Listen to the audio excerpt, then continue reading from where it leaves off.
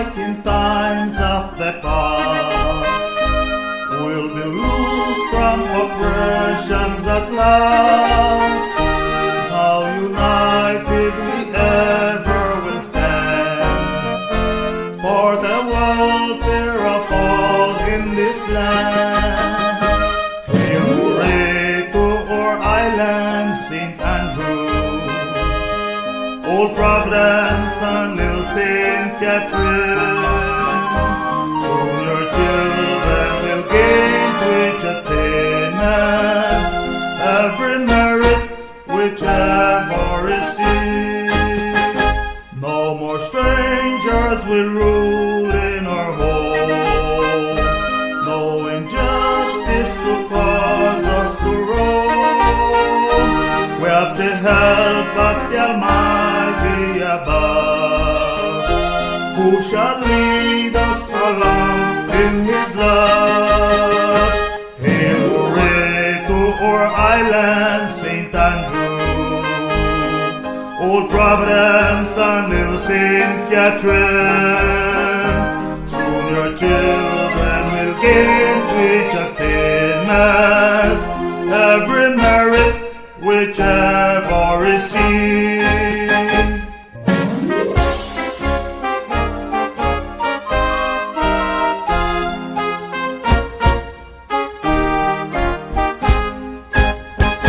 No more evil on us shall befall. Soon there'll be peace and justice for all. We're together as one in God's might. To gain freedom we'll win every fight. Hail hooray to our island, St. Andrew, Old Providence and Little St. Catherine. Soon your children will gain to each attainment every merit whichever received.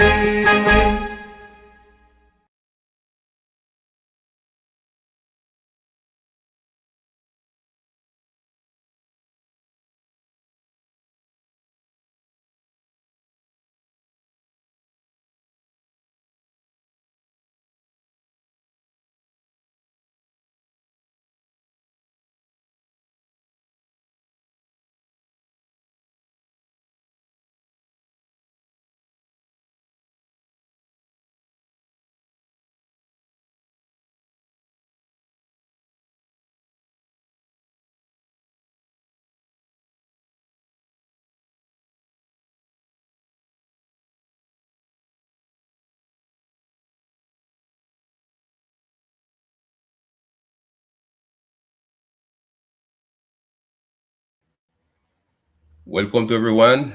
This is our Vice of the Raizal Nation streaming program. This is a special edition that we're doing today, March 4th, 2026. Is a space we open to give way to our candidates to the House of Representatives of Colombia, particularly our Raizal candidates. This is sponsored by the Raizal Development Center and the Raizal Diaspora. And this is spaces that we have to connect the Raizal people on the territory as well as the Raizal people outside of the territory in the diaspora. We seek in unity amongst us to unite force and stand for our territory, our rights, and the benefits and best future for the next generation.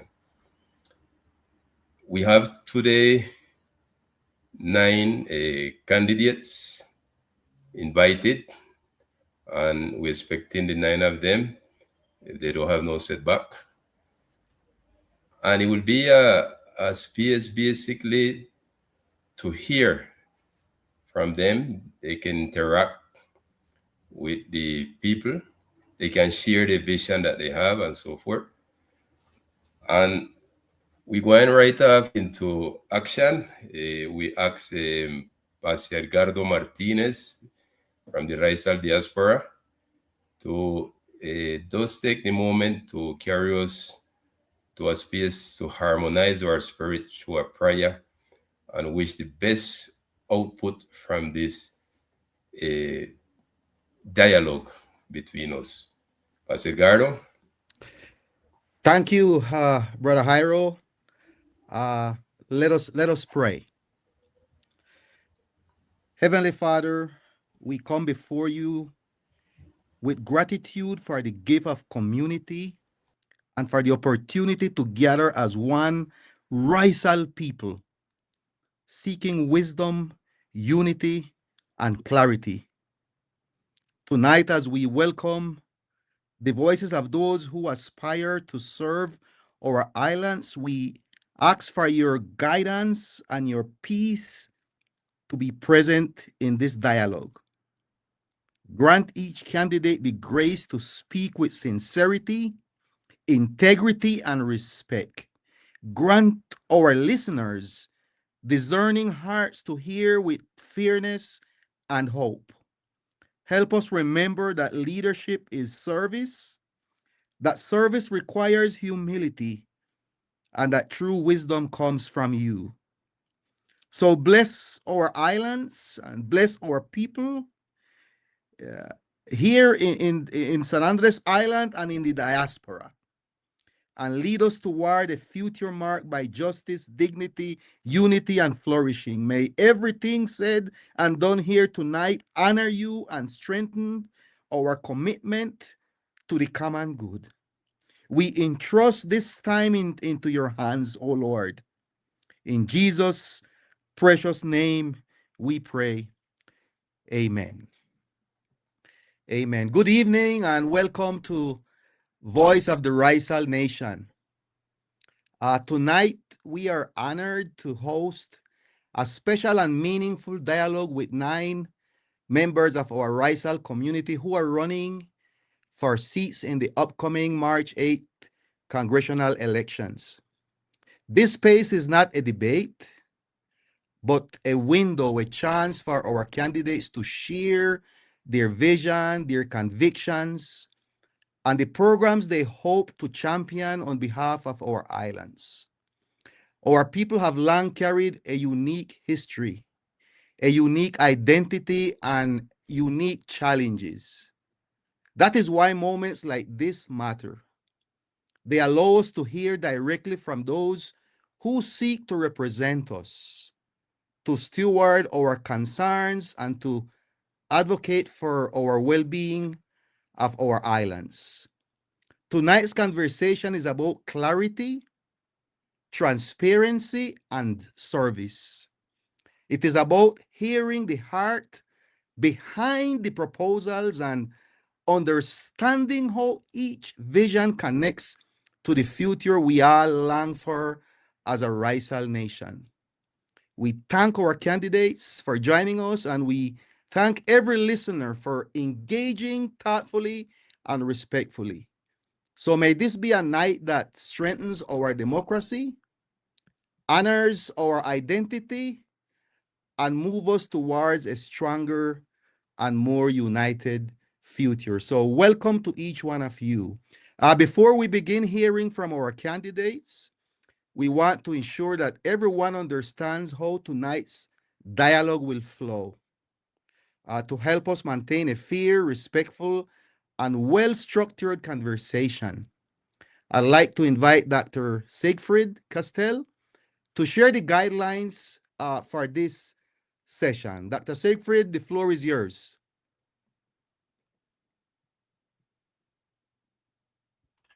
Good evening, everyone. Good evening to our Raizal candidates. Good evening to the people from our archipelago. And good evening to all our listeners on Facebook Live, on YouTube Live, and all the members of the diaspora. This gathering that we have tonight, we have some different guidelines that we'd like to follow. We have some basic rules that we like to follow, and I would like you to please put attention. So we invite the Raizal candidates for the House of Representatives equally. Each candidate has the same time and the same conditions in this space. And it is important to clarify that this transmission has no paid political advertising. For this reason, candidates are kindly asked not to engage in politics campaigning, such as asking people to vote for you or things like that. You had the opportunity already in your campaign, and according to the law, well then electoral campaigning finished, so we cannot do in propaganda. And we have this clear that this is just a space for debate, right? A space for dialogue. So the purpose of this encounter is not about politics, but is the purpose of clarity. The purpose is of accountability. And most importantly, the purpose is to create a space for dialogue where all of us, listeners and all of us participating, carefully can listen to your proposals, focus on sustainability, dignity, and also self-determination. So we would like to see the slide of the focus of the three main areas. Go ahead with that part first, please.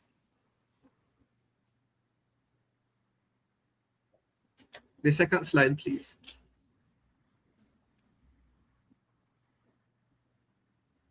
Go ahead.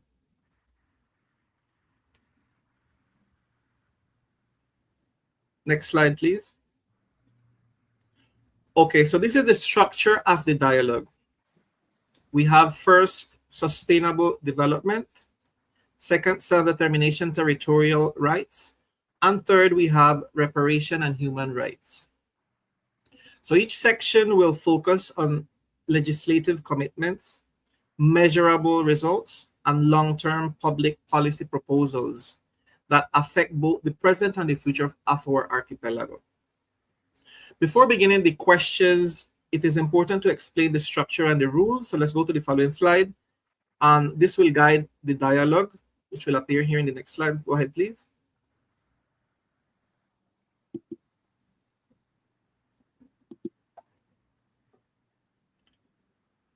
Each candidate will have 3 minutes to present an agenda, and that is before starting the questions, and 1 minute to answer each question.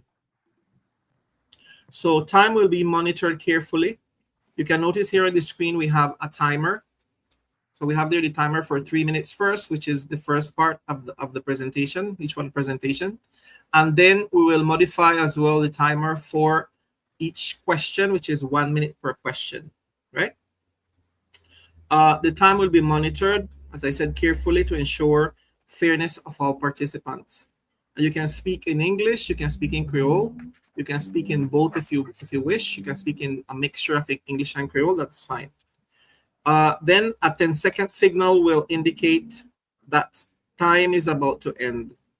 When the minute finishes, the microphone will be muted immediately, so the next candidate may continue, ensuring equal opportunity for everyone. Interruptions are not allowed. Personal attacks also are not allowed. So the purpose of this dialogue, as we mentioned before, is respectful and constructive civic engagement. So to guarantee transparency and fairness, the speaking order was selected through a randomized, we can go to the following slide, a randomized process. All candidate names are selected in this application that we have. You can see that here in this above the timer there.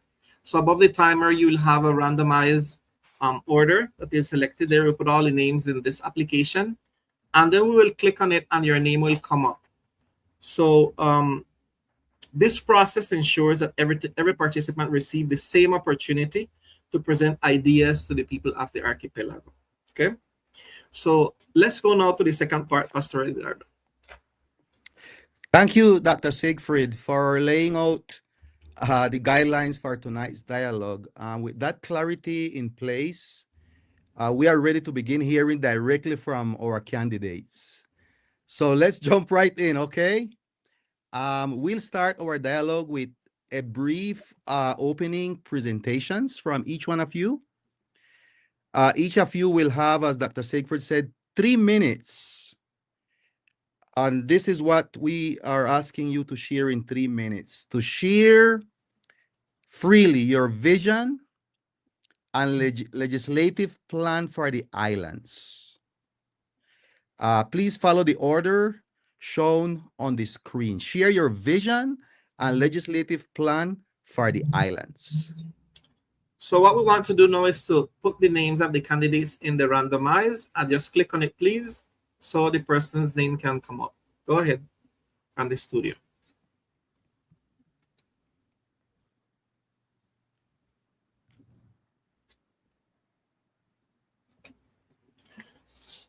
Please present the person we have here with us, Hiram.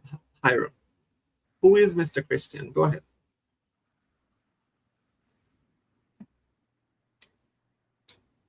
Hiram, your microphone is on mute.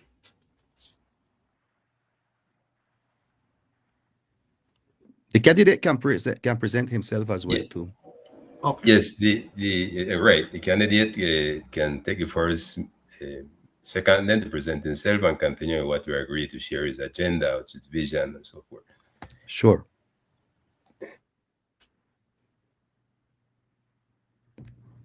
Is Christian there?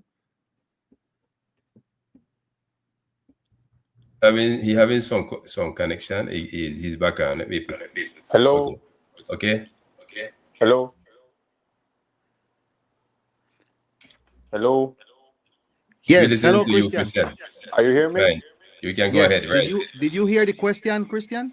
No, the question. The signal cut, so I never get to hear the question. Okay, so you have 3 minutes. This is our first part. Each candidate have 3 minutes to share your vision and legislative plan for the islands. Okay, and the presentation also go in that 3 minutes? No. Yes, you can just share who you are and go ahead. Okay, ready. Put the timer, please. Hello, good night. My name is Christian Mo Hawkins. I'm a Raizal man born here in San Andres. I raised up in Providence. I studied my first basic school in Providence, Colegio Junin. I'm son of Sheila Hawkins May, Providence woman, son of Efrain Mo Herrera. He's from San Andres, doctor of profession. My vision is that we all seen that we have a pile of problems in San Andres, a pile of necessities to cover, and we need to get insurance or secure the resources so we can get to fix all the problem them or start fix the problem them with our own resources, so we can talk about emancipation or self-determination to start to fix our problem with our own resources. You know, and when I say that, what I mean is that we all become dependent on the national government. In terms of resources, we depend on the resources that they have to send from Bogota to San Andres. So if we want to have autonomy, we have to find a way to get our own resources so we can start invest these resources on our priority necessities, them that we're passing through right now. So that is the aim and the vision we have. We need to have our solutions sustainably in our time. We cannot keep waiting for the fixed thing just for a while. We need to be sustainably in our time, and that's had to be with our own resources. So that's what we projecting ourselves to, as quick as we get to the Congress, to present a law project so we can have resources, security our resources, to start to fix our priority necessities and have autodetermination in our own territory.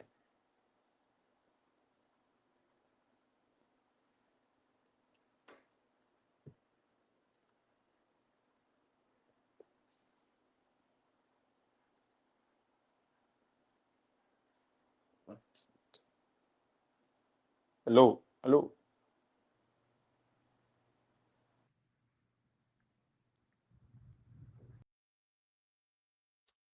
Okay, thank you very much, Christian. So let's click now on the randomize again to select a second candidate.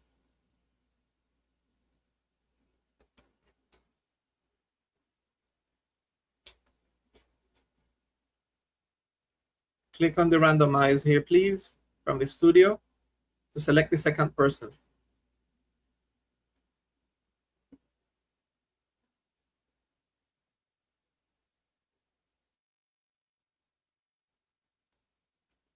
Okay, so please put Joseph and then click on the timer when he starts speaking. Thank you.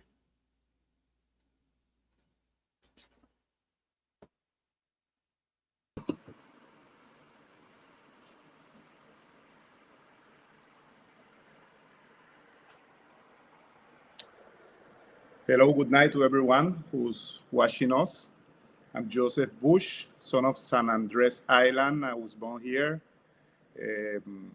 I'm an entrepreneur. I have a restaurant. I live here in the island of San Andres. I was raised here. I study here. My whole family is from here, from San Andres. En esta noche quiero dirigirme a ustedes en español, porque este es un lenguaje, este es un momento en el que debemos dirigirnos en un lenguaje más técnico y realmente necesito expresar de una manera más correcta lo que le quiero dar a conocer a la comunidad raizal.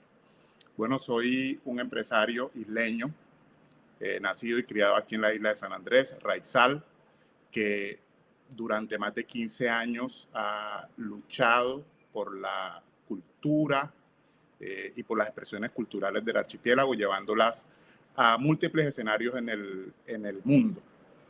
Desde hace ya varios años me he dedicado al activismo político y por eso estoy aquí hoy presente. Mis propuestas son basadas en 3 pilares. Uno es la seguridad, principalmente no tratando de encarcelar a los jóvenes, sino de brindarle un espacio seguro a los niños y a los adolescentes en el archipiélago para que se desarrollen, digamos, una jornada extendida para que se desarrollen de una forma con más disciplina, dedicados al deporte, dedicados al arte, que tengan acompañamiento psicosocial, que tengan alimentación completa, para mantenerlos alejados de los ciclos de violencia que se están presentando en el archipiélago en este momento.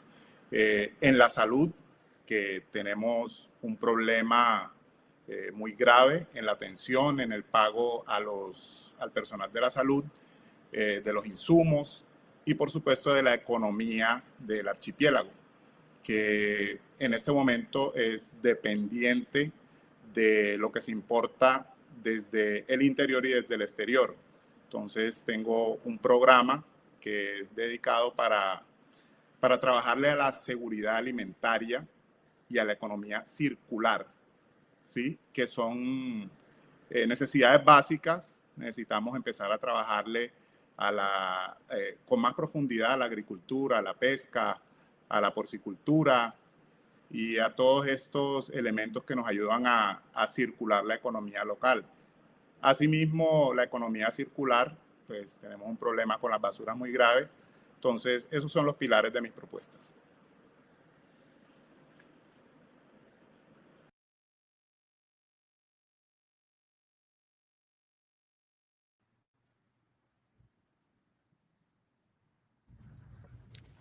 Thank you, Joseph. And we just want to ask our candidates to, if you can also speak in Creole.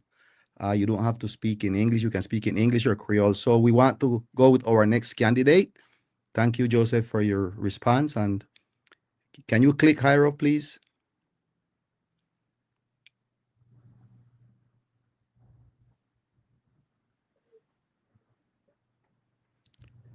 Brother Shawad.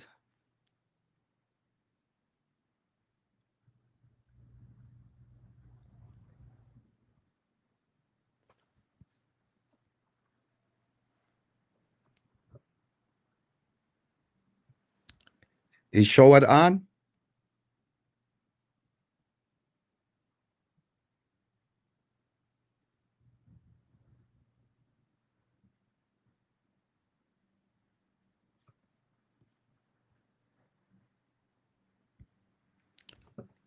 If Shawad is not on, we can go with another candidate.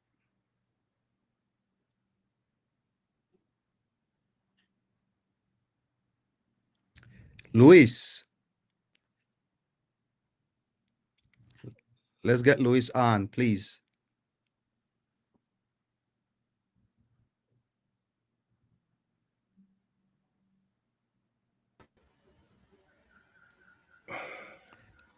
Okay, Brother Bradison Fernandez.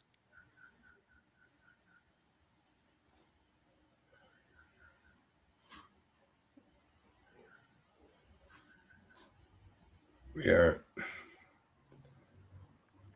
Is he not on, Jairo? we having a problem. We have some on the backstage, but they don't have they have names not corresponding, so we don't know who they are. That's the difficulty. We have two person. We have Eileen, one that labeled as Eileen and one that labeled as Gabby. We ask that they identify themselves so we can know is who to know who to pass.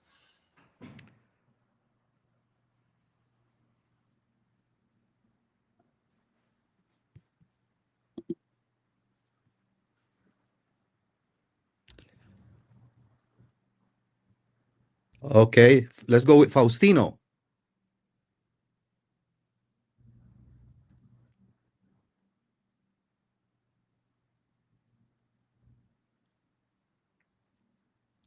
Is Faustino is not on?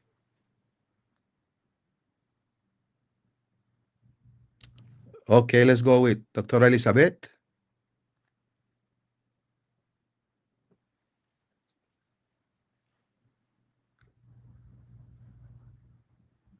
Hillary.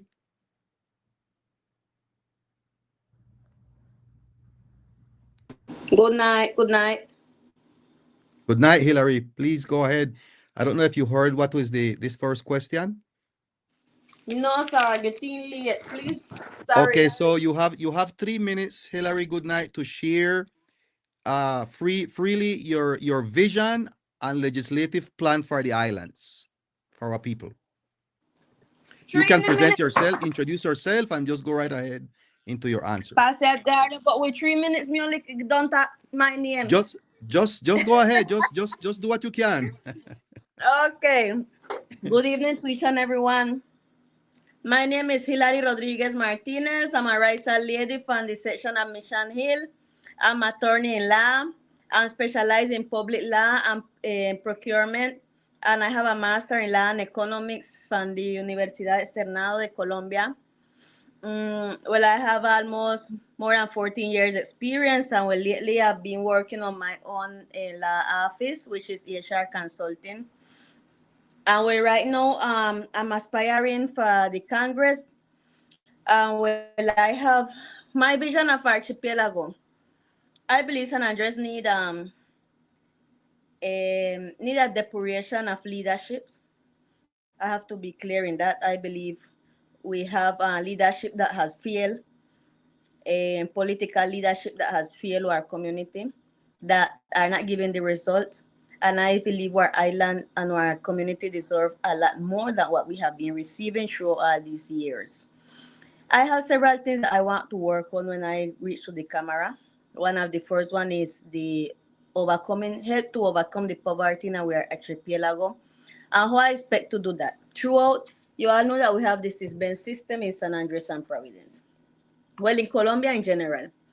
Um, we as Raizal people, we represent a problematic, and is that through our lifestyle, because of our lifestyle, we always stay in the highest SISBEN. So when time they have any aid from the national government and Raizal people try to apply, we can't get to it. So I'm proposing to work on the SISBEN to create a special category of SISBEN for the Raizal community of San Andres Province and Ketlina, just as the indigenous people and have their own system. So far, we won't depend on the type of categorization that the rest of the country use or depends on. Why? Because we have situation in the island that make we look like we are rich, but we not rich. For example, if they ask you this is been ask question like if you own a house, yes, we own house. Not that we have the money to buy a house, but we have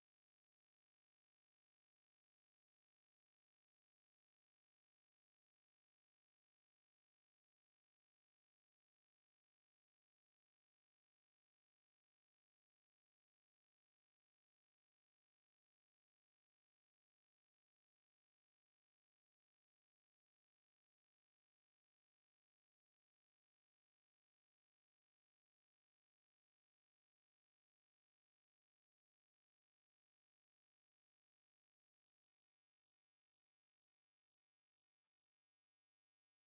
So we're having some technical issues. Hillary is having some technical issues. So the time almost finished as well. So in the meantime, let's click again on the randomize. So far we have connected Milet, Joseph already presented, Christian already presented, Hillary already presented. And we have someone as Gabi and Eileen. Can you please tell us your name, Gabi and Eileen? We don't know who exactly is connected. Oh, okay. Says Gabi is someone helping Christian. Okay, sorry. So I think we don't have any more candidates connected so far. So we can go to the first section, Pastor Edgardo. Is Hillary disconnected? Was Hillary disconnected? Because Dr. Siegfried, you will do the next question.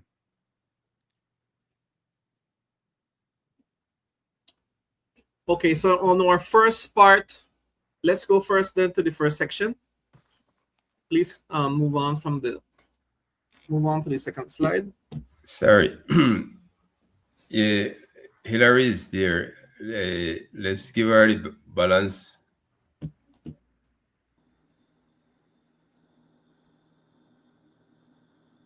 Hillary, continue, please. Okay. How much time I have? 1 minute. Okay, well, make a cut the one from this is Ben right there. Anyway, the intention of that is to allow Raizal people to have more access to the national and local ears. You have a lot of Raizal people that live in condition of poverty and then can't get access to ears because always we see in the highest rate of cis-ben. So we need fix that for Raizal community. Another thing I want to work on is on this the local businesses, to support the local businesses in public procurement. Right now what happening is that a lot of our local, a lot of the contracts of San Andres and Providence end up in hands of entrepreneurs or businesses from outside of the island. And I believe that shouldn't, I believe the right thing or the just thing is for Raizal businesses, Raizal business owners to have access to the public procurement in San Andres and Providence because it is our market. So for that, what I propose is a modification on the contractual law, national contractual law, in order to allow that the public procurement in San Andres can be closed to for the participation only of local businesses. I believe me, it's done right there.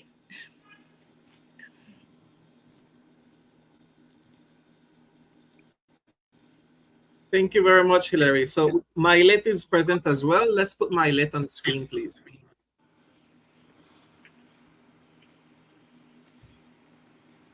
I'm Mailet Arjona Kelly, teacher Desi Kelly Data, Raizal Phantom. I'm social communicator, a mother, daughter, wife, friend. I'm so happy to be here right now to share my vision for our island. I stand before you with a deep sense of responsibility, commitment, and love for San Andres, Providence, and Catalina. My vision for our island is clear and strong. I will fight for a health system that truly works for our people, one that respects our insular reality and culture. I will defend our autonomy, strengthen our economy, and we have ensure development. My commitment is simple, that our people be first always. That just how I talk to everybody and tell everybody, I'm not going to talk about nothing else till we have our health in order, because it's what I commit for and what San Andres really need in this moment. So I'm here to respond for all our Raizal people. I'm here because I want to work. I'm here because we need. So thanks to this invitation tonight.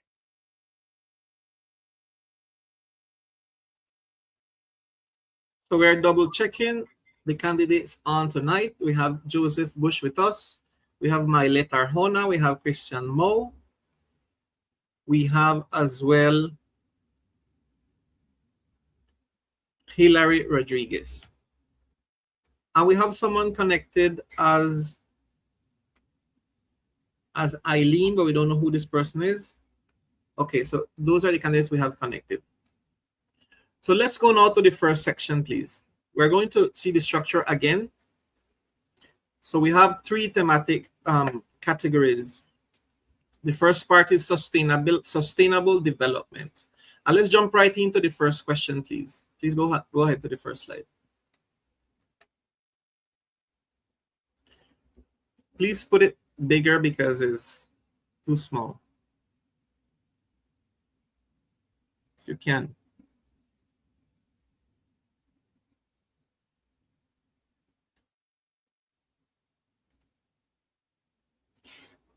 Can it be a little bigger still?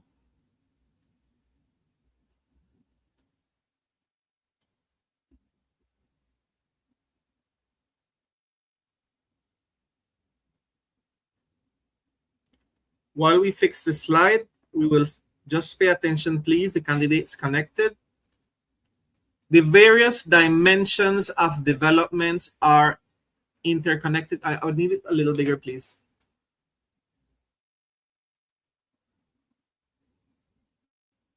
Can you try and put it a little bigger?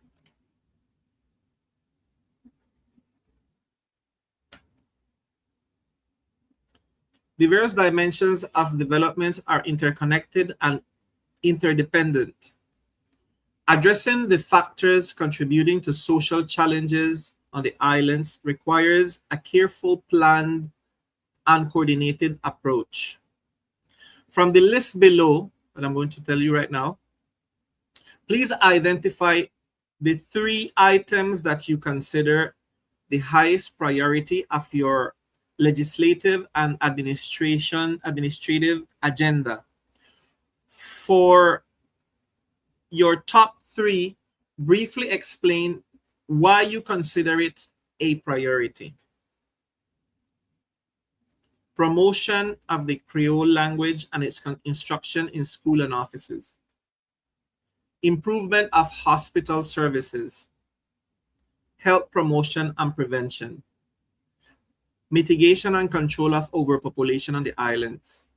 Violence reduction and control. Anti-corruption measures. Creation of expanded job opportunities. Increase of Colombian military presence on the islands. Education that is culturally adequate, including modern and of good values preservation. Remember, you have 1 minute to answer this question. You're going to choose 3 of your priorities. Go back, please. You're going to choose 3 priorities out of the ones we mentioned. Please put it back to question number 1.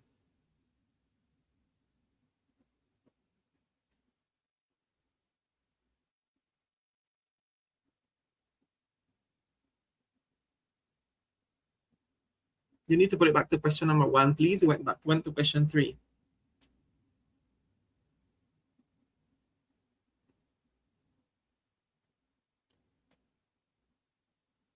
Okay, that size is good. Let's click now on the randomize and put the timer on 1 minute, please.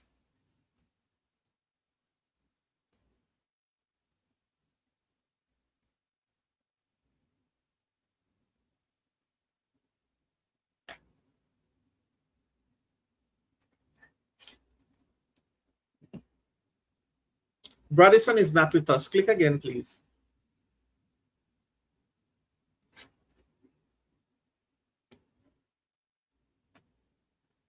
Louis is not with us either. Please click again.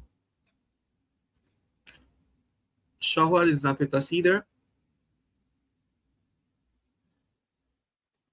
Faustino is not with us either.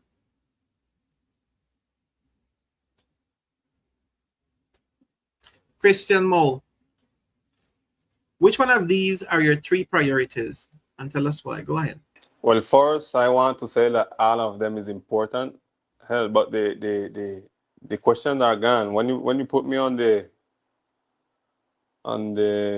okay, here I have it again. Okay. First of all, I want to say all is important, but my top 3 first is improvement of hospital services, migration and control of our population, and creation of expanded job opportunities. And why that is my top 3, because I believe that we have to look dignity for our territory. So we need health that give we dignity. We need control the overpopulation that is the matter or the mother of all the problem them here in this territory, because we have too much people in our land. We have too much pressure over our natural resources, too much pressure over the environment. And the job opportunities is we need to use it to start. That can be like how to explain it, that GitJob can help to reduce insecurity. Opportunities can help to reduce insecurity in our territory. So we're looking for dignity. So I believe with these top 3 actions, we can get to have dignity in our territory. As how I say, health, control over our population. So that's the reason why I say. Okay, thank you very much, Christian. So remember, we have 1 minute. I'm having a feedback behind here. Okay, let's put now the second. Let's put the randomizer again.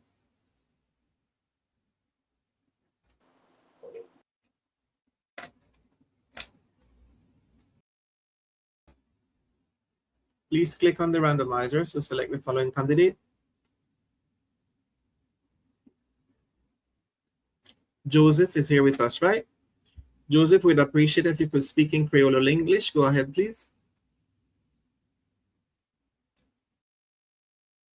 I try to do it in English. First, in order, health and promotion of the health service. We're living in a bad situation right now with the health. It turns like into a ambulance.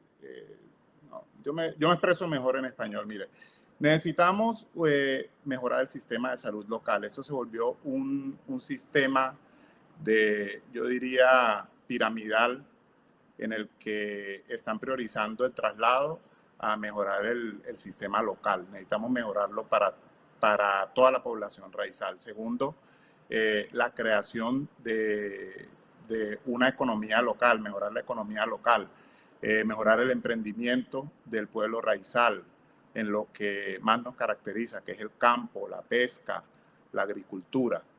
Y tercero, la reducción de la violencia, que es uno de los motivos por el cual tenemos menos posibilidades de desarrollarnos.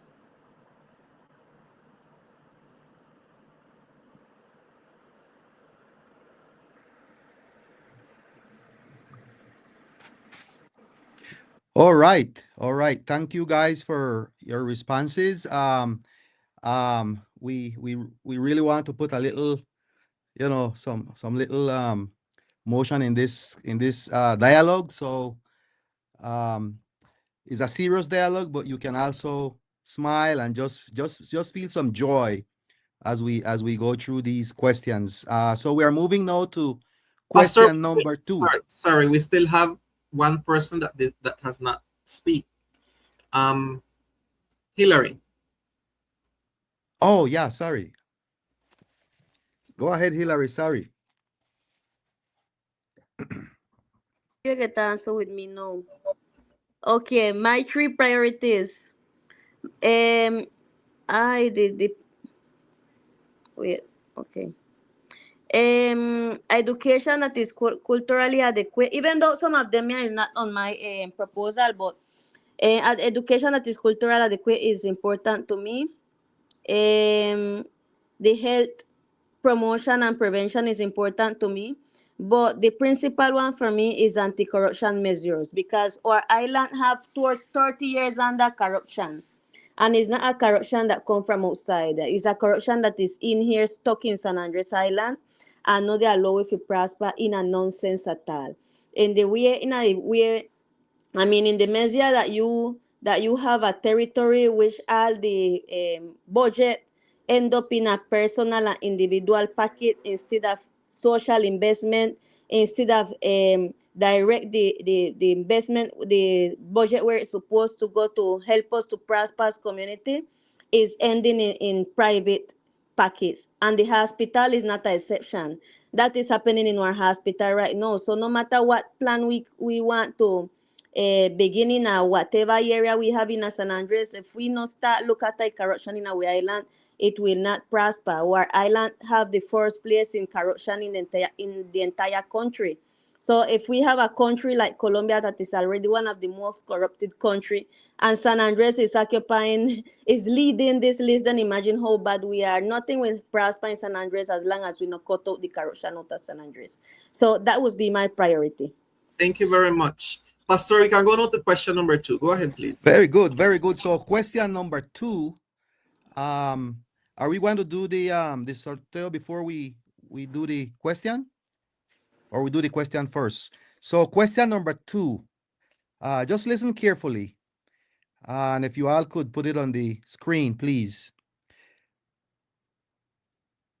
What specific policies will be supported to balance tourism, migration, and ecological protection so that economic development does not erode, does not destroy our natural resources?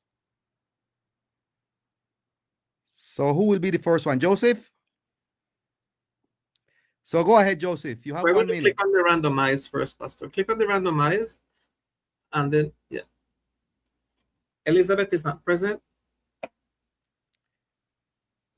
Hillary, go ahead. Okay, Hillary, let's go.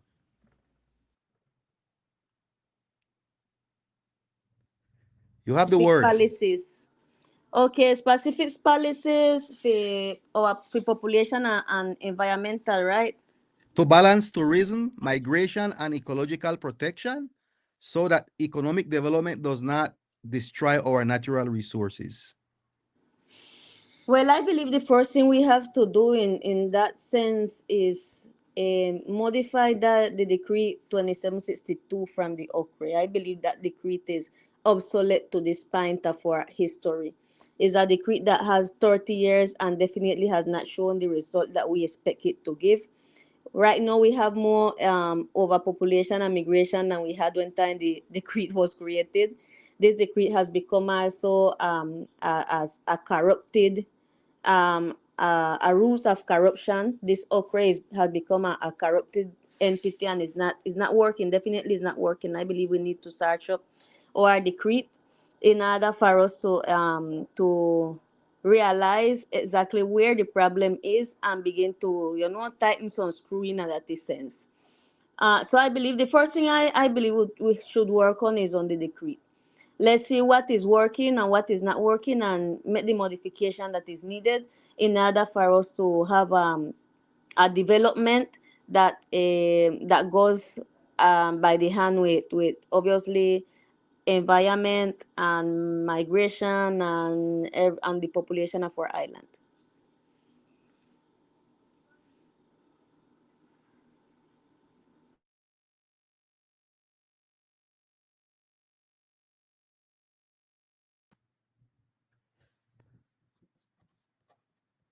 Pastor.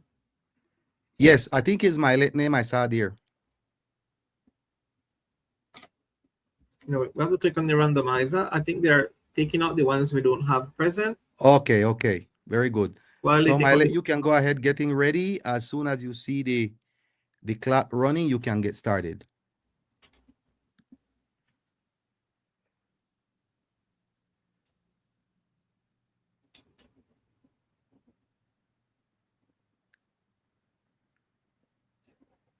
they're arranging the randomizer, taking out the candidates not present. Ryan, tell us when we are ready. Can click on the randomizer when you are ready. Excellent.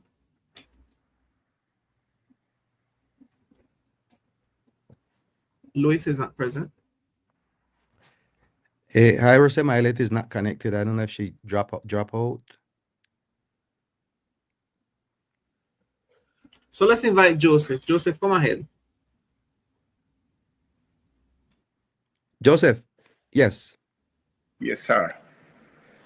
Bueno, conseguir ese balance es muy difícil. Las políticas para lograrlo tienen que tratarse desde un enfoque pensado más en la comunidad, ¿sí? En este momento, digamos que siempre que se piensa en infraestructura, siempre que se piensa en cualquier obra que pueda beneficiar a un sector, se piensa primero en beneficiar al sector turístico.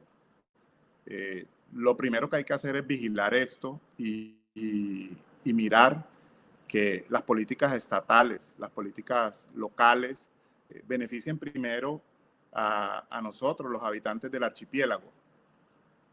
De la misma forma, desde el Congreso de la República, está en nuestro haber, en nuestro deber, vigilar todos los recursos que llegan al archipiélago. De tal manera que en gran parte está en nuestras manos lograr que haya un balance entre el desarrollo social, económico y cultural del archipiélago. No hay reloj, entonces no sé si tenemos más tiempo. Okay, we have 1 minute per person, Joseph. And then we have, so Hillary already spoke, Joseph and Christian. So we can go to the following question then, Pastor, because we don't see Milet connected. Okay, you can do the number 3. Okay, let's go on to question number 3, please. How will employment opportunities for young people? So this is for Hillary, Joseph, and Christian Mo. How will employment opportunities for young people be expanded in ways that reduce migration pressures and social inequality, especially for the Raizals? And I'll repeat that for you guys. So we're going to give them 2 minutes. You're going to have 2 minutes each person. We're going to extend the time. Since we don't have all the candidates present, we're going to expand the time to 2 minutes. How will employment opportunities for young people be expanded in ways that reduce migration pressures and social inequality, especially for Raizals? Hillary, go ahead. Hello, yes, sir. Okay. How would the employment of Raizal, please repeat it for me, sorry. They move on and never, sorry. How will employment opportunities for young people be expanded in ways that reduce migration pressure Just and leave it like social that, inequality?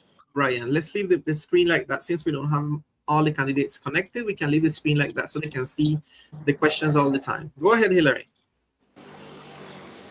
Well, I will go back to the same one of the same point I touched already. San Andreas' problem is this political system that we have and the leadership that we have. We have the problem with the youth and the opportunities for young people in our island is that we under a pressure, a situation that if you don't work with social politician, you don't have opportunities in your homeland. So no matter how much speech I could give here, I will going back to the same thing. We need anti-corruption measures in our island. We definitely need it because the reason why young people are leaving the island and lack of opportunities is through this political system that we're managing in our territory. A lot of young professionals rather stay out of the island just because they don't have the political connection here in San Andres. So they need to move. So I don't know really how would you open opportunity for young people if we not change this political system in San Andres. It's really complicated. It's a question that is really complicated to answer because to me everything is just upside down with the way how they have been managing political system in San Andres. Like you just have a political group there that all the interest is to keep the power, and if to keep the power they have to displace the own Raizal people, they are going to do it. That is that is in short words everything that is happening here in San Andres and the opportunities for young people. That's all. Thank you very much, Hilary. So let's bring Christian Mo. No, Christian Mo, tell us what do you think? No, but first, I didn't get to answer the second question. I do Yes, want to answer the that's second. what I was remembering. Go ahead. Yes, Yeah. Yeah, let's you go have back to to second question for Christian, and then right away, Christian, we can answer question number 3. Ready? Yes. Okay, then I think that the answer for this question, first we have to make what estudio capacidad de carga, so we can determine what type of policy we apply to reduce so to know how to handle the pressure over our natural resources and don't affect our natural resources with migration and with tourism. Because before we cannot give one policy, we cannot get a strategy to imply before we can get one estudio capacidad de carga, so we can know how much people can be on the island at the same time without affecting our environment, our natural resources. So first, I believe that we have to set up a project to make what study, to know the capacity, estudio capacidad de carga, to know first how much people can be here, and then from there we can start to develop a project or a strategy so we not to reduce the impact over our natural resources and over our environment. That's my answer for the second question. Very good. Let's go now to question number 3 for Christian right away. Continue, Christian, with number 3.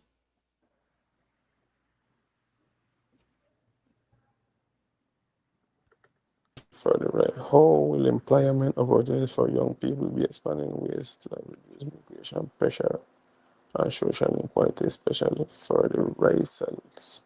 I do understand the question too good, so I don't know if you can explain me, please, because Pastor, please break down this question for him. yeah.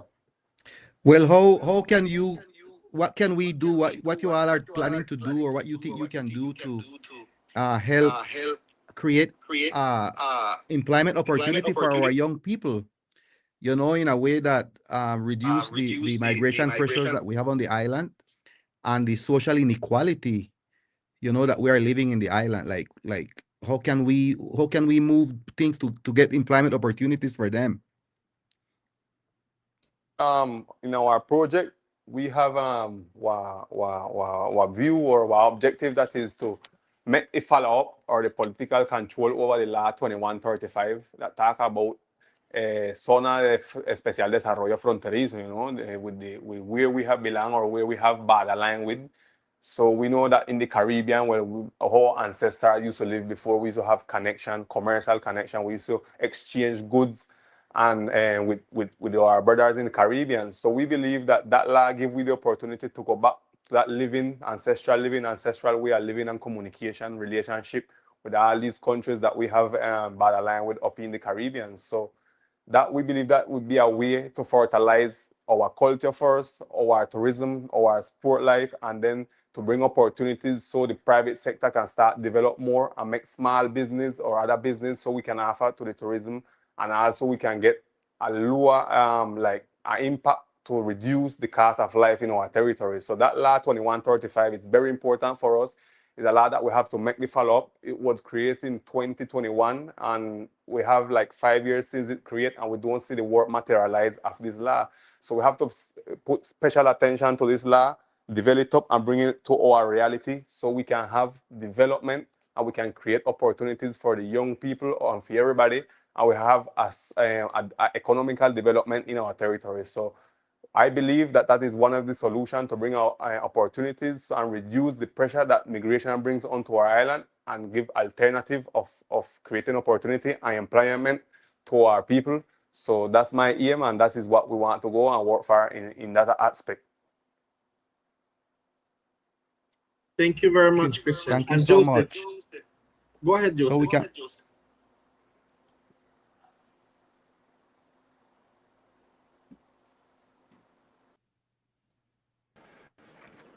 Bueno, en todo momento el pueblo raizal se expresa permanentemente acerca de la autonomía. Nosotros nos expresamos mucho acerca de la autonomía. Para crear autonomía debemos generar, aparte pues, de empoderamiento en términos culturales, también tenemos que generar empresa. Yo no me enfocaría tanto en la creación de empleo, sino en impulsar el emprendimiento de la población raizal. Por eso, dentro de mi proyecto de ley principal, que es el Seaflower Skies, lo que yo planteo es generar un fondo para el emprendimiento, ¿sí? Y precisamente lo estoy, digamos, enfocando en digamos, los aspectos culturales que son más relevantes en términos de economía para la población raizal, que son el campo, la pesca, la seguridad alimentaria. Nosotros estamos en un territorio en el que el 95% de los alimentos se importan, ¿sí?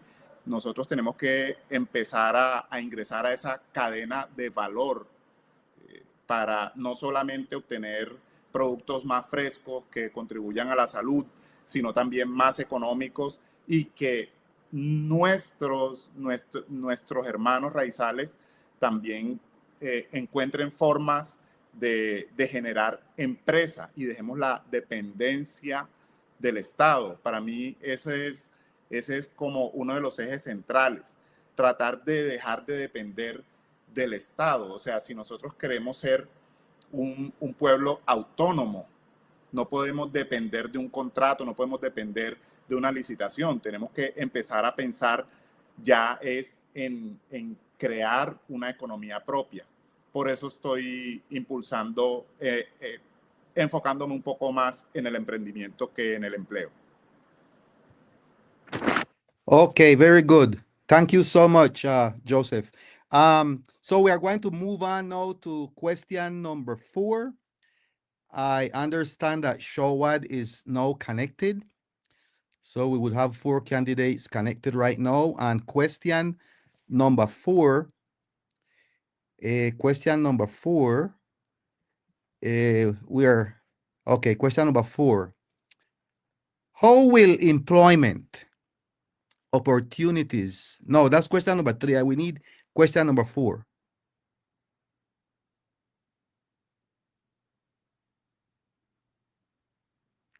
As we move to section 2, the following slide.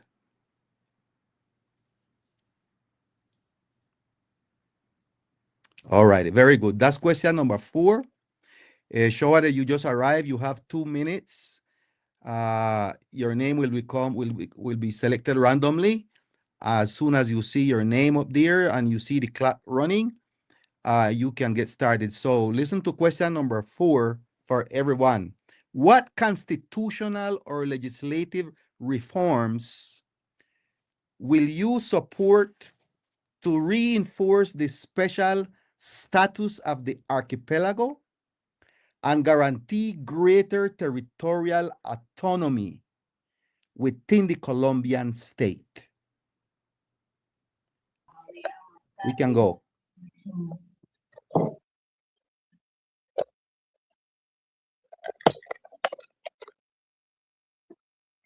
Hello, good night. I think this question is my right. I just lock in and I hear a call my name, so I guess it's mine, right?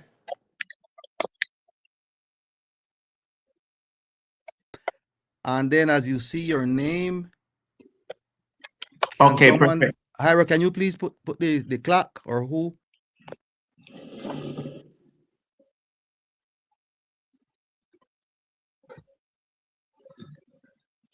Okay.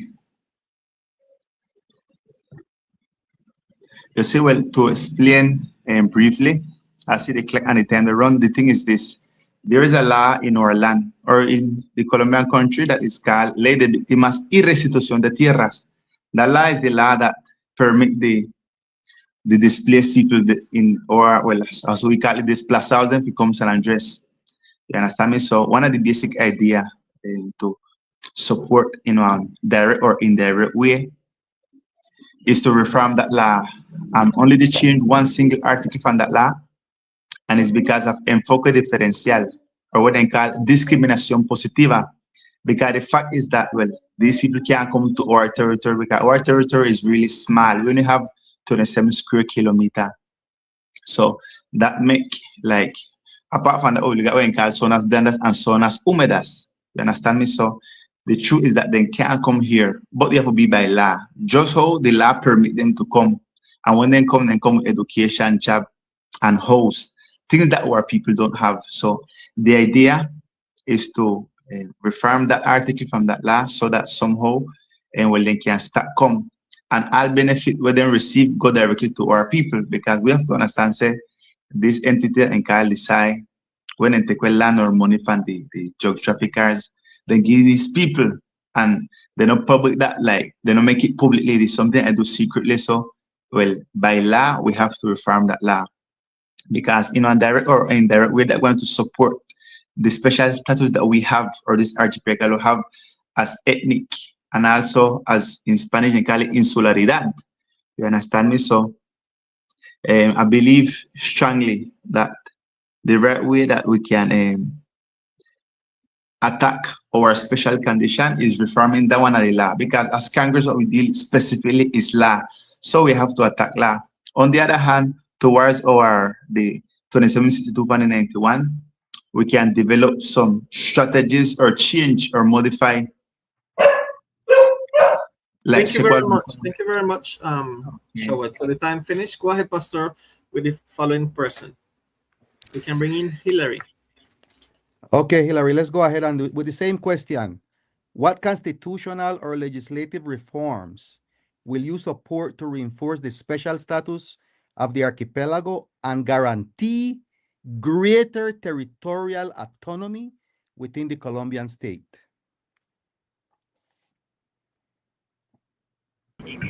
Yes, good night. Well, look, I really believe the Article 310 from the Constitution already gives San Andres a big autonomy. And we have laws that can guarantee that autonomy. San Andres' problem is not the amount of laws that we have or the lack of law. San Andres' problem is the will and the intention to apply these laws that already exist.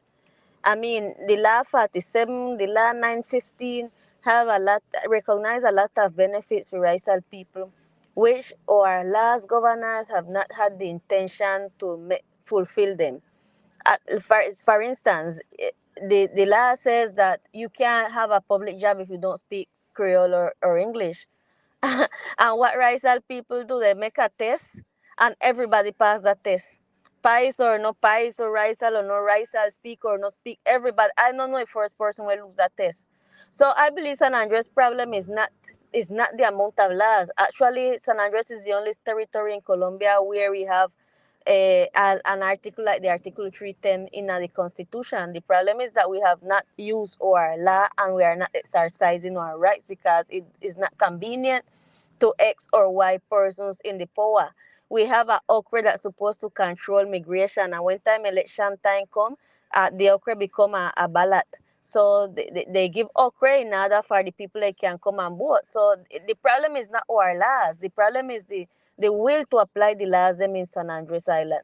Nevertheless, if I would have to modify anything or push a modification for any law, would be the Decree 2762. As I say at the beginning of my intervention, I believe the decree has stayed behind time. I believe the decree needs to be studied at this point of our history because it's not giving the result that we expect it to give. San Andres population is 3-4 times the population we had when the Okra was created, which means that it has caused a complete contrary effect in our territory. The Okra has become a business for. Thank you very much, Hillary. Okay. You're welcome. I'm finished. Thank you. So Joseph, go ahead.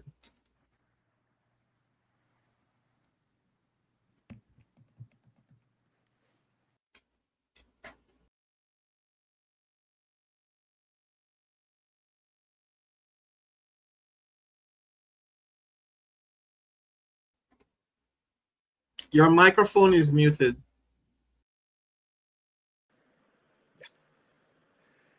Sin lugar a dudas, tenemos que entrar a reglamentar la ley 47. Ahí tenemos todas las herramientas constitucionales y legislativas para digamos, mejorar las condiciones de vida en el archipiélago. Ahí tendríamos garantizados los recursos que no tienen, o sea, tendríamos que ponerle destinación específica a los recursos para que lleguen donde realmente se necesitan. Tendrían que reformarse la forma como se está controlando la población en este momento desde la oficina de control. Estamos en una era digital y ahí prácticamente se está trabajando de forma análoga y eso propicia que haya los niveles de corrupción de los que todo el mundo habla. No tenemos, por ejemplo, un sistema, no se ha implementado el sistema biométrico de reconocimiento y eso permite que la gente entre y salga como perro por su casa del archipiélago. Entonces, habría que hacer una revisión de la ley 47, adaptarla a nuestra realidad, ¿sí? Aparte de todo, tenemos que también vigilar constantemente, hacer nuestra función de vigilancia a los entes que están aquí en el archipiélago, que traen a las empresas privadas, a las empresas públicas, que están trayendo constantemente personal a trabajar acá y reglamentar también esa parte, ¿sí? Porque tenemos personal suficiente para trabajar, tenemos personal suficiente para desarrollarnos económicamente y para gobernarnos.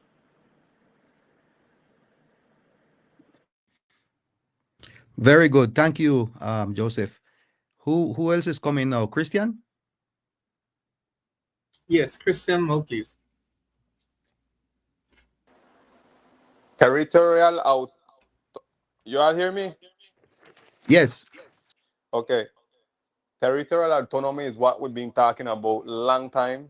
That's what we're looking for is territorial autonomy. But for us to have territorial autonomy, we need to have our resources or our own resources. So then in our project, we want to make we have an initial legislative initial or reform to the law 47 so we can introduce a special chapter to have a special tax system, right? So that's the way we believe we can emancipate and take our own determination, because if we don't have our own resources, we cannot talk about emancipation or not talk about autonomy. So we're presenting our initiative that modify the law 47 so we can have a special tax system for all the national investors that in San Andres and Providence exploiting our commerce or exploiting our economy. So they have to pay the tax in San Andres over what they produce yearly, would be specifically sobre el impuesto a la renta, right? So they are paying that tax already, but they pay it outside. They're not paying it in San Andres. They're paying it where they have for them principal domicilio, will probably have for them principal sede, right? So what we're proposing, that they pay those tax by what produce here over them, the utility that they produce here by year. So those resources can get to the patrimony for the administration, the local administration.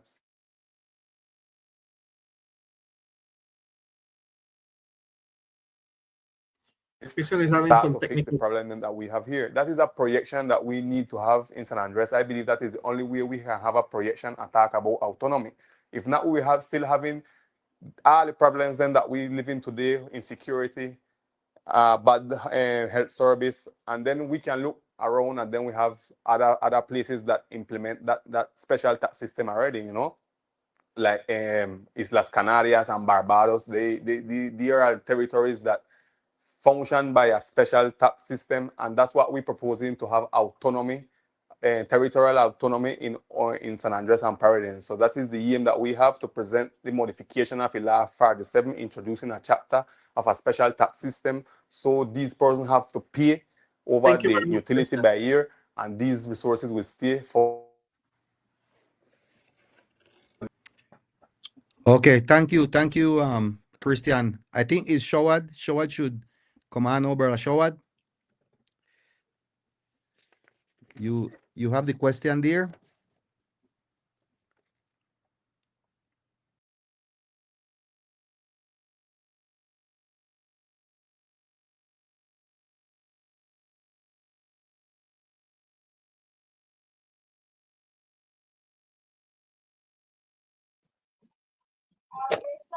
But sorry, I think that was the same question I answered a while ago. And just to make sure, I answered that question a while ago.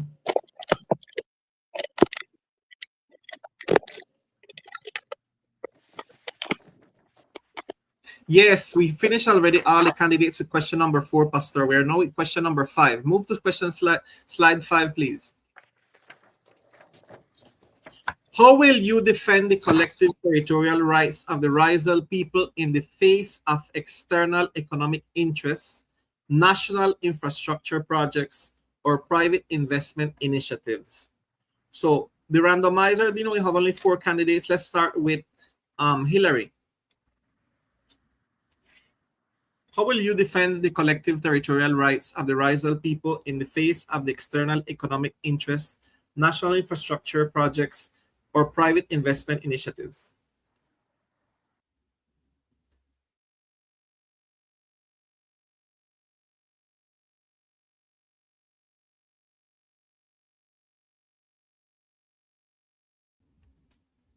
Your microphone is on mute, Hillary.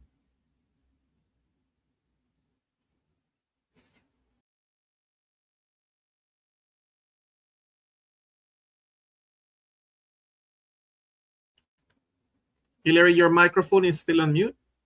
Okay, so while Hillary is fixing her connection problems, let's go with Joseph. Go ahead.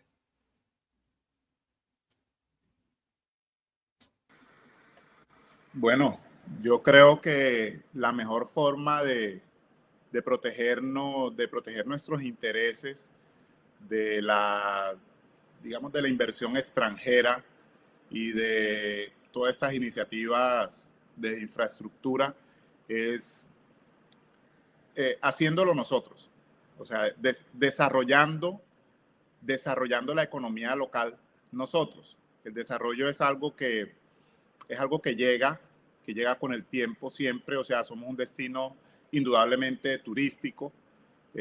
Una de las formas de empezar a desplazar a los grandes emporios económicos es empezar a nosotros como pueblo raizal, empezar a introducirnos más en la economía. Por eso insisto tanto en el emprendimiento, ¿sí? Nosotros tenemos que gestionar los recursos desde el Congreso y gestionar la asistencia técnica.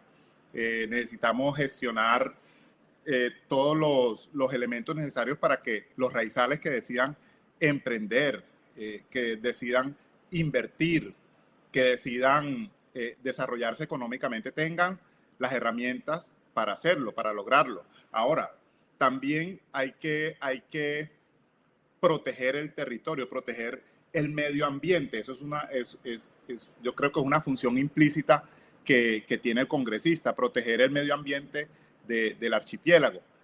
Para eso hay que estar presentes cada vez que vaya a hacerse una nueva mega obra impulsada por el gobierno nacional o local, estar ahí en las consultas previas y mirar la parte técnica, mirar que tenga el menor impacto posible en el medio ambiente y que no impacte negativamente a la comunidad raizal.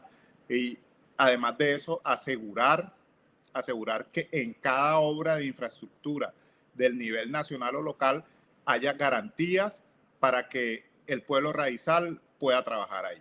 Muchas gracias. Thank you very much, Shawad. So, Joseph. So let's go with Shawad now. Shawad, go ahead.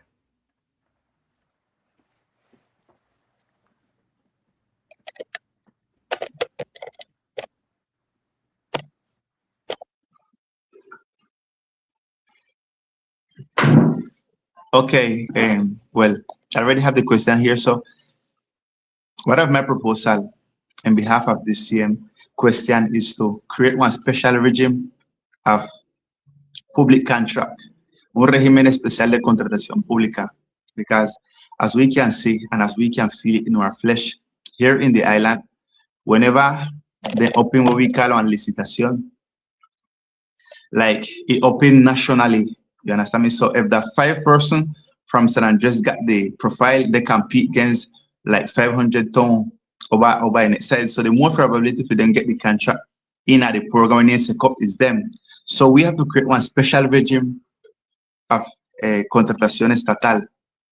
You understand me? So if we not create that regime, like our architect, well, who have been complaining to me, and just so a liar who want somehow will make one, participate in one licitation, all of them have the same problem. You understand me? Whenever you want to compete, you they compete against 1,000, against 1 or 5 of us. So the idea is to close the competition only to people who they San Andres. This one permit always in the contractual process, where they have to build, for example, one is local for the one is building for the Fiscalia, for Procuraria, which has to go through one specific on public contract. We can, or people from here can be the one who win it because it closed. Not only actually the okra, because sometimes they get actually the okra is something that they walk over. As for example, someone mentioned, they just give them one course and they get the course or whatever thing, they get the permission temporarily. The point is to make sure that close so that our professional can have the first step, the favorability, the favor, so they can make sure they get that contract. Apart from that, well, we want to create one regime of régimen especial tributario, where in the economical system, them can the company them can tribute here, like them who know they pay in tax here can begin to do it. Thank you very much, Shoet. So Christian, go ahead. Hillary is not connected. So when Christian finish with this, Pastor, you can continue with question number 6. Christian, go ahead. Well, I believe that we have a special tool or a special tool. Yeah, we call it a special tool. That is a fundamental right. That is the previous consultation. So we have to use the previous consultation always for all these national investments or for all these infrastructure projects, even before we accept them in our territory. So I believe that is one of the tools we have to use and make emphasis on to keep control over all these investment and all these infrastructure projects in our territory. The previous consultation is basic, is what tool that we have to use. We have to, from the Congress, we have to have the la voluntad to stand up strong with our community and make them respect the previous consultation. In Providence, well, we saw that in previous consultation, well, that is the community decide what is the investment them or what is the project them they agree with or not in the territory, and that is a fundamental right that as an ethnical territory that we have. So one, by that side, focus a lot on previous consultation, and second, like I said before, to mitigate the impact, whatever who already doing or having economical activities in San Andres. We have to set up the special tax system so they can leave the resources for us. So it's two different views, two different look. One is the previous consultation, and the second one is the special tax system, and not permitting other people still coming in and do what they want in our territory and exploiting our commerce and exploiting our economy, and not leaving no resources to us, our community, and towards the problematic that we have here in our territory. So that is my look. Previous consultation is the key.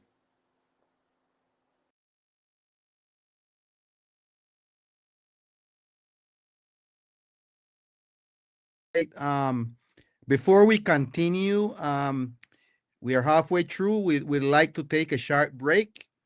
And during this time, Thank you very we much, invite Christian. you. Hello. Go ahead, Pastor. Okay, yeah. During this time, we invite you to watch an inspiring video song. This is a song of hope. Raizal shall rise. produced by our very own Raizal prophet Felix Mitchell and sponsored by the Raizal Diaspora. So let it refresh your spirit as we prepare for the next part, for our final part of our dialogue tonight.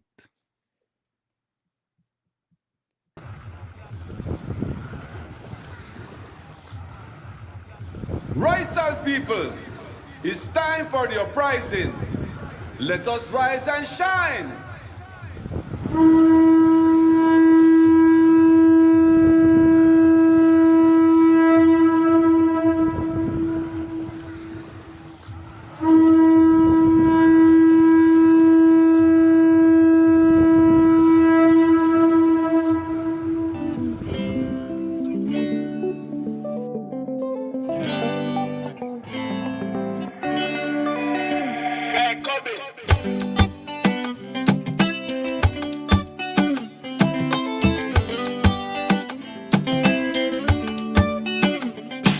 When things go wrong, as they sometimes will, when you feel like giving up, as you try to bother him, when you feel like smiling, but your heart feels so thrilly, yeah. Don't give up, rest if you will, but keep your unbroken will, yeah. like the sun, the moon, and the stars in the sky. Again and again, lift your head high. So please, don't you cry. Tell us, Jah, He will satisfy. Once again, me say rise, I shall rise. When you have time to cry, everything will be fine. Waffy, stand strong, it's time to move on. Where I could reach to the stars, to the moon, to the sun. This is something me want to know if you understand. Raizal people give thanks to the Almighty One. Cause all of the grown are singing song. Rise and shine, so shall sing in a this a song. Rise and shall rise. Where there is light, there will be hope. Rise and shall rise. Oh, no, Jah, that is for sure. Rise and shall rise. Standing up strong, I reach for your goal. Rise and shall rise. Let us all unite with one heart and soul. One day our hearts will no more be burned. All the pain and suffering rise up, it will surely work.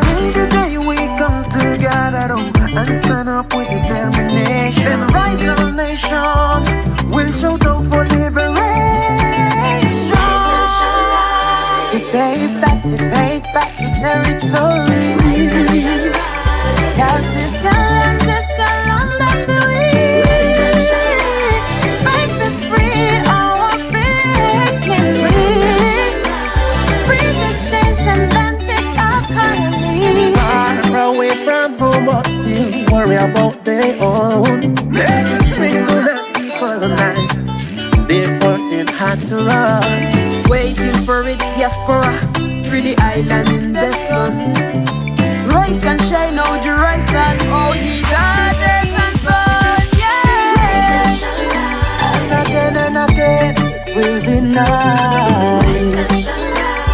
Do not yourself minimize. Sense of belonging must be sky high. Stand up strong, Raizal, where the sun of the sky. Leave the high nights of the row and fears. Just remember Jah come when the morning clear. Praise Jah and put your hand up in the air. In Jah hand now everything gone clear. wake up and live, Raizal, we soon clear the hill. If we stick together still, no way they could break our will. It's time to be great again. Arise and shine. Wake up and live. Boyaka, sayaka, mayaka. To free oneself from this corruption. So there will be no more pollution from colonizers, botheration.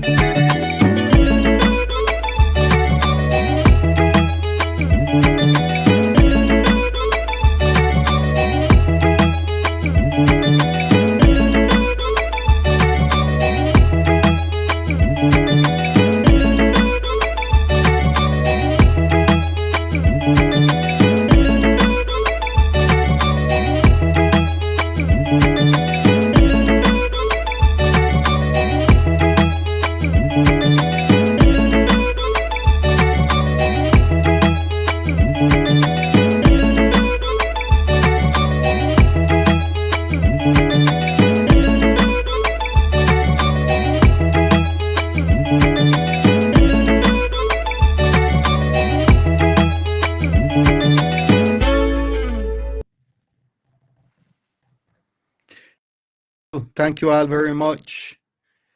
I hope this inspire you, inspire us, inspire our people who are listening in their homes. And we want to continue with our next final section, which is reparation, human rights, and civil disobedience.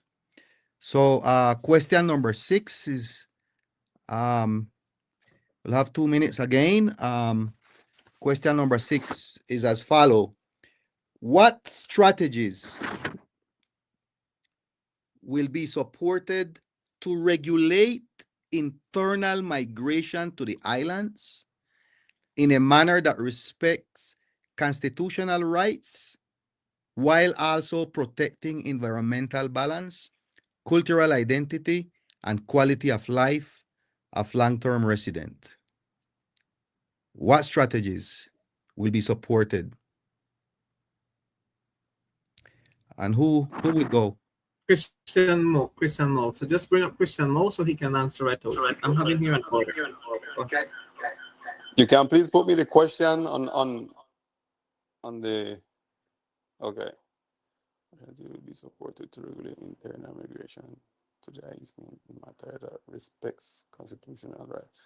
Well, first, I believe that we have to make what reform on the decree 2762, or even the Congress have to legislate about that, because that decree 2762 is the CM Article 310 from the Constitution tell us that is we have to make special law in immigration, but is the congressman have to do it from the Congress, and there with the faculty them that they give the president is.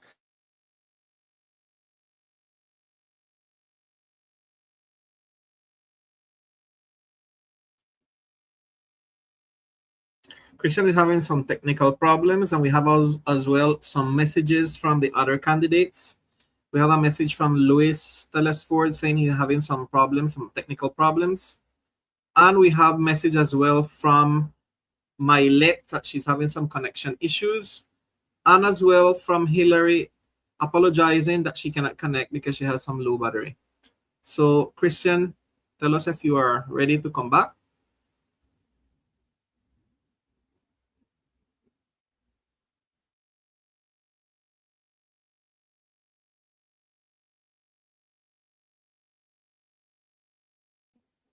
Christian is still having some technical issues, so let's go with Joseph in the meantime. Go ahead, Joseph.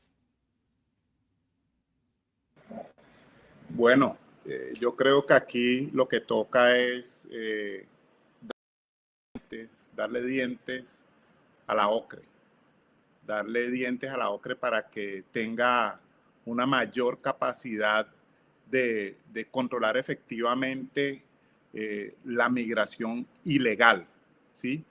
En este momento la Oficina de Control no tiene las herramientas suficientes para controlar este fenómeno que poco a poco nos ha ido afectando a todos. No solamente dentro de las obras,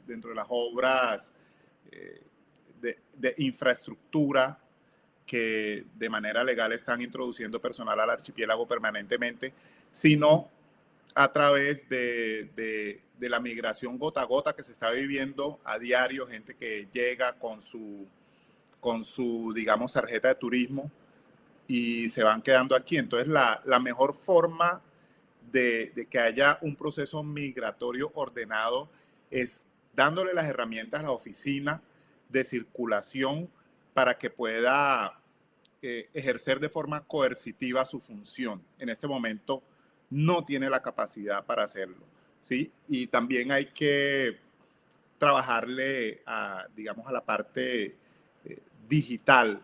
Hay que digitalizarlo, implementar un sistema, aprovechar pues la inteligencia artificial y las nuevas herramientas para que haya un sistema de alerta, ¿no? ¿Ya se acabó el tiempo?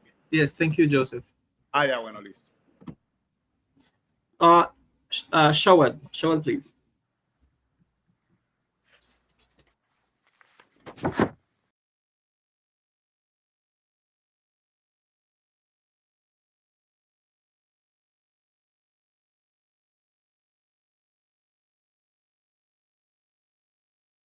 Mike. Okay. Okay, well, I got the question clear. And question number 6, I think number 6. So, well, one of the strategy, as I said before in the beginning my intervention, is to regulate the ley de víctimas y restitución de tierras, because that law permits people to come here well, practically legally. And when they come, well, then get certain like house, job, education, things that our people don't get. So, on a strategy, we have to reform one article from that law, only one article, and it's because of enfoque diferencial and discriminación positiva. It's not that we don't want them, it's because we can't receive more. Matter of fact, when this article we have to reform is the same to the 762 for 91, because that permit people when they're married, they can get the quality of residency. But that law have to change, and the article that permit the two requirements, be here for in the 1989 and also well, married to somebody else. We have to cut out the one from married because no more space no there. So that have to stop. So now they can't get the quality of residence because no more space no there. You understand me? You have to the law they have to be logic. But in the time we don't say overpopulation is our land. So not even if you're married, they can't permit it. So that law have to change. The article specifically is one strategy to regulate the quality of life, because if less with the how we're there right now, I mean with water, things can enough and things like that. So the idea is to change that law, change them to law where they attack with direct immigration issues.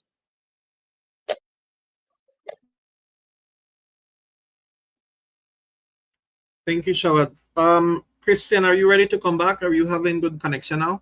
Yes, I'm here. I just Go wanted ahead. to question on the screen once again.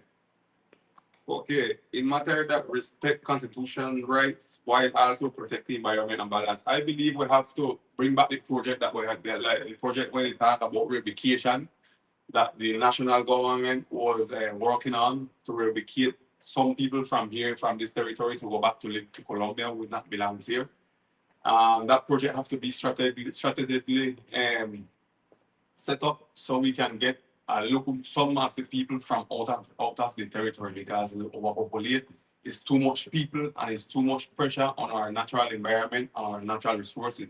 So I believe to respect their human rights, we have and the constitutional rights, we have to do it that way and give them the guarantee so where they go, they can have access to all the dignity, the basic dignity things, the minimum vital, you know, like a house and studies and things like that. But it's a big project, but already started, so we have to follow it up, make control over it, and bring it back to so we can get reducing the amount of population here, and to balance or preserve our cultural identity. Still in the Article 310 tell us that all these special laws that we can create for our territory, is the objective is to preserve the cultural identity of the native communities. So we believe that I come back again to the special tax system is part of that engranaje is part of that objective, that we want to get that special tax system so we can guarantee that we preserve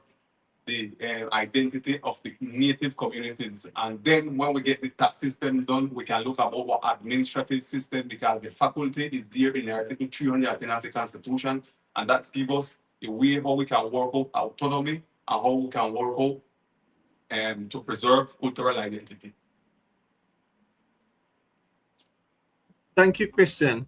We move right away to question number 7. So just project the question number 7, only the question number 7, because it's a lot to read and we need to see the whole space. You can take me off of the screen and just put the question, please.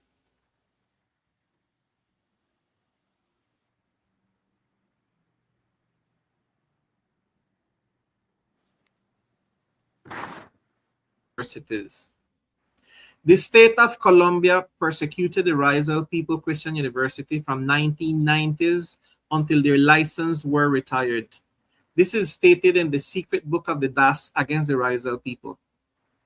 The state did secretly declare the Raizal University to be a threat to Colombian national security and integrity. Now that the president of Colombia manifests his determination to establish a Raizal Caribbean University, can you all agree that this should be aligned with the pioneer initiative of the Raizal leaders that resulted in the Christian University of San Andres and Providence and Catalina, and that it should be placed in the the hand of the Raizal people through its authority as a measurement of reparations. I'll repeat that last part of the question. Can you agree that this place in the university should be aligned with the pioneer initiative of the Raizal leaders that resulted in the Christian University of St. Andreas, Providence, and Catalina, and that it should be placed in the hand of the Raizal people through its authority as a measurement of reparations? You can start with this question, Shawad. Go ahead.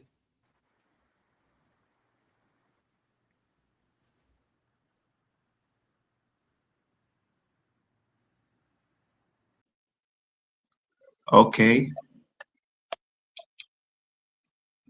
I have a lot of controls behind, like the light, the flash directly, and I got no better space to be killed. So, okay, towards the question, I agree and understand fully well what the question is saying. That, but the truth is that even though the president or the national government, whether it's this president or any president from Colombia, obviously we wish the power of education be in our hand, in our destiny, so that we can move it the way we want it. But the fact truth is the constitutional principle that hinder the state to invest in private company. Because a university or a private university is like a private business in the national context. That's how they consider it. So our Christian university here won't be different because it is won by private, you know, it won by us as people.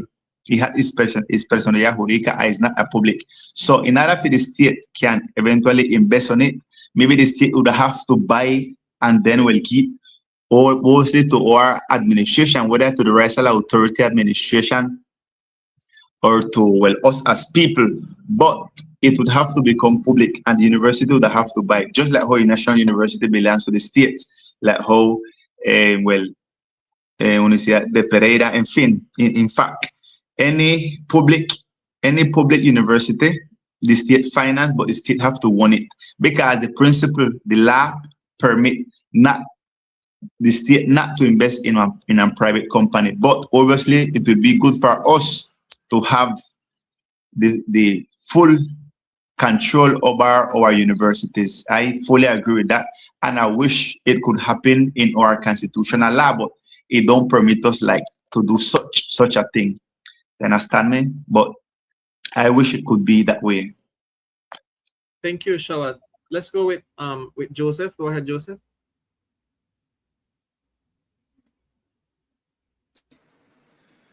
Bueno, sí, para sacar adelante el tema de la universidad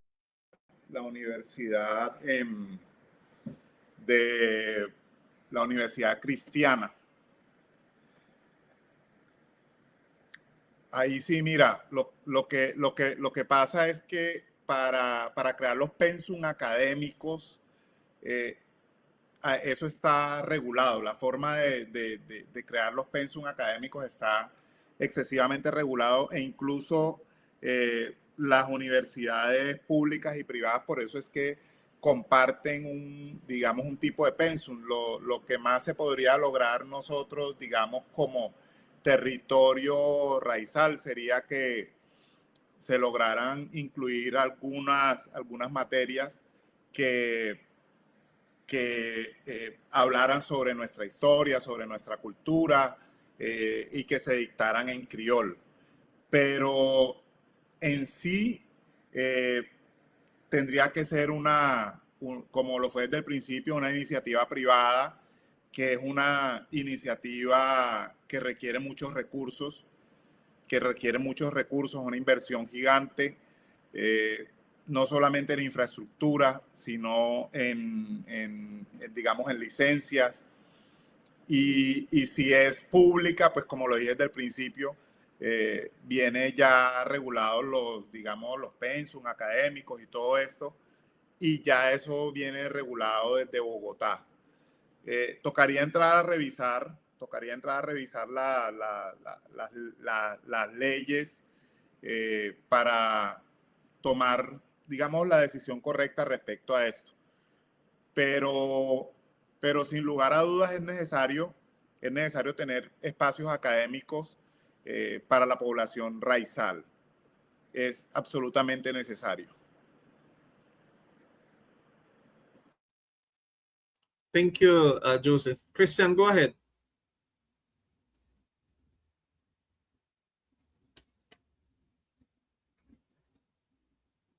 Christian? You can bring Christian, please. Is Christian connected? No, Christian is not connected. He has some technical issue as well. Okay, so while Christian return, Pastor, you can go ahead with question number 8.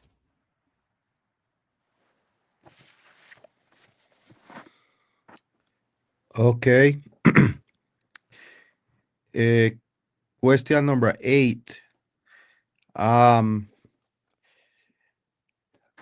Given the archipelago's recognized status as the ancestral territory of the Raizal people and the demographic changes that have weakened their political control, what is your plan to ensure that local institutions reflect this ancestral character, including mechanisms that reserve or prioritize elected offices for Raizal candidates to prevent political displacement and safeguard the right to self-determination? Who would go first for this question? Yes, Shawad, go ahead, please. We just finished hearing Joseph. Shawad, with Joseph first. Sorry, with Shawad first. Go ahead, Shawad.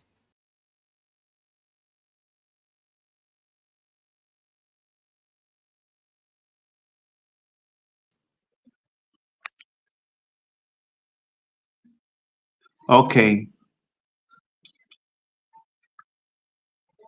Okay. Well, to answer the question and not get long,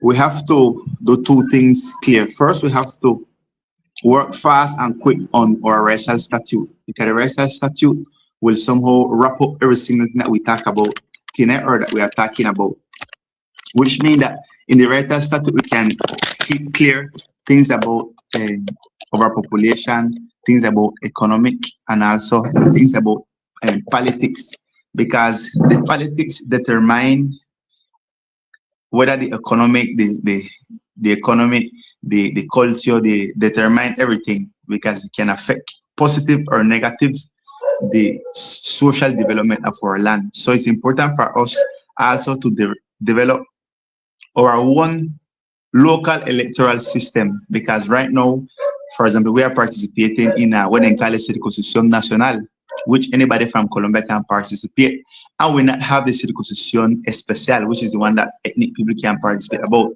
So the Consejo Nacional Electoral from Colombia regulate and deal with we specifically, just like how anybody else will participate in this electoral process. So we have to make the Consejo Nacional Electoral know that San Andres should only have curules, right? Curules ethnicas. We not should have non-national circumscription, so that we can overguard or protect our political participation, because that's what they are focused and that was displaced politically right now. Eliminate the two national circumscription and make them turn into two, but curul Raizal, which means will be two circunscription especial. So that is one of the strategies we can do to protect us politically, and as I said before, by doing that will benefit us economically, culturally, because only who will run it will be we, the Raizal people. Thank you very much, Shawad. Joseph, you can go ahead.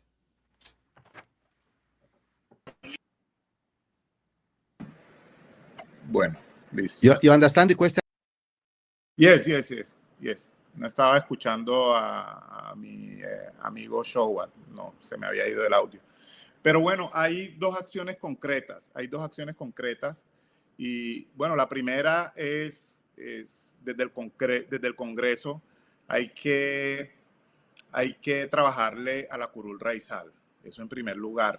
Necesitamos esa silla. El pueblo Raizal necesita esa silla allá como garantía de la protección de nuestros derechos étnicos. Eso sería lo primero. Lo segundo ya sería impulsar una alcaldía local, una alcaldía raizal local, de tal manera que desde ahí nosotros pudiéramos como pueblo administrar nuestros recursos y nuestro desarrollo económico y social con independencia tanto del gobierno local y pues con recursos del gobierno nacional. Podríamos gestionar aspectos como el que acabamos de tocar a continuación, la educación, que si bien, digamos, una universidad es algo muy complejo, podríamos pensar en otro tipo de educación más enfocada hacia el trabajo y hacia la vocación que tenemos nosotros como raizales, también enfocada más hacia las nuevas tendencias, las nuevas tecnologías, la inteligencia artificial, el blockchaining, todas estas nuevas tendencias que en ocasiones para ser profesional no es necesario tener un título, sino más bien adquirir el conocimiento. Tendríamos también la capacidad de invertir en las obras de infraestructura y de desarrollo económico que nos interesen a nosotros como pueblo y como comunidad. Muchas gracias.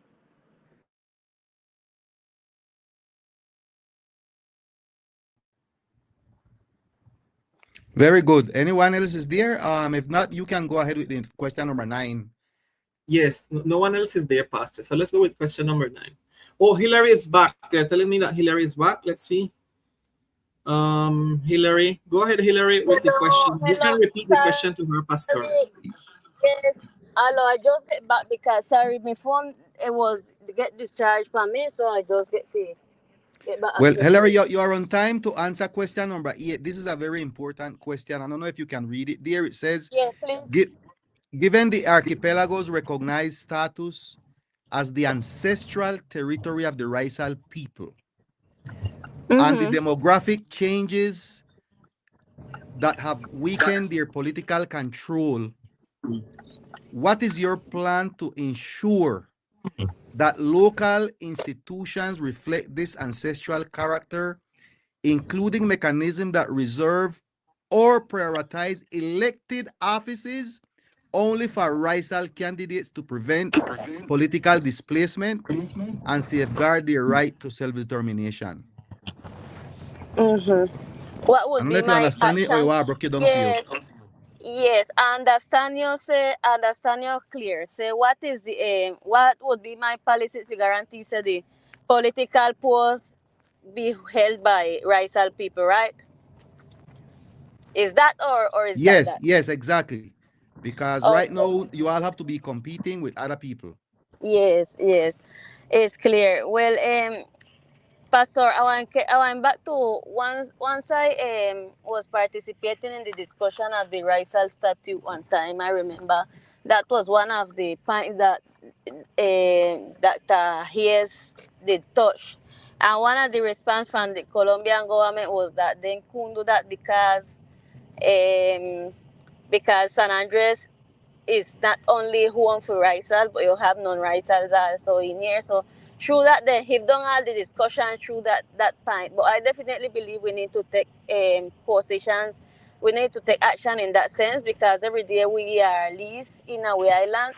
And if we want to continue by that, then the day when come Raizal people will not hold post because then we'll keep the majority of the votation.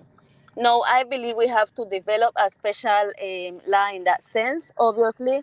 But maybe we won't get to the point right now that all the posts can't have to be only Raizal. We have to be conscious about that. But I believe we can start make some steps towards guarantee one minimum amount of posts for us Raizal people as a way of positive discrimination in our territory. As though I say in one of the answers I give, the Article 310 already give us a lot of priorities and a lot of, like how you that say, instruments to use in our territory, but our problem is that we are not making use of the law, we are not exercising our rights really. So I believe maybe we could start by at least by positive discrimination, creating a minimum of positions for us in the different fields, in the different political areas, like in assembly. We can have a minimum spaces for Raizal people there. In Camara also a minimum spaces for Raizal people there. And well, towards governation, well, we have to see how we get to the point that we can guarantee our self-participation in there. But also, I say maybe we won't get it completely lack because everything is a process and take time. But we have to start by something, and I believe a minimum of spaces we could start by guarantee ourselves a minimum of spaces. Okay, very good. Very good. Thank you so much. We are almost getting to the end. We just have like 2 more questions, I think. So, Dr. Siegfried, you can go ahead with question number 9, please. Perfect. Question number 9 says, go ahead, please put on the presentation. Question number 9. Given the archipelago's special constitutional regime, and the court's validation of population control and residence requirements as essential to protecting Raizal cultural identity and the natural environment, what reforms would you promote to strengthen territorial protection, prevent demographic displacement, uphold fundamental rights, and restore population equilibrium in the islands? And I will repeat it. Joseph, you can start with this, and then Joseph, Showard, and then Hillary. Given the archipelago's special constitutional regime and the court's validation of population control and residence requirements as essential to protecting Raizal cultural identity and the natural environment, what reforms would you promote to strengthen territorial protection, prevent demographic displacement, uphold fundamental rights, and restore population equilibrium in the islands? Joseph is not present, so Shawad, you can go ahead.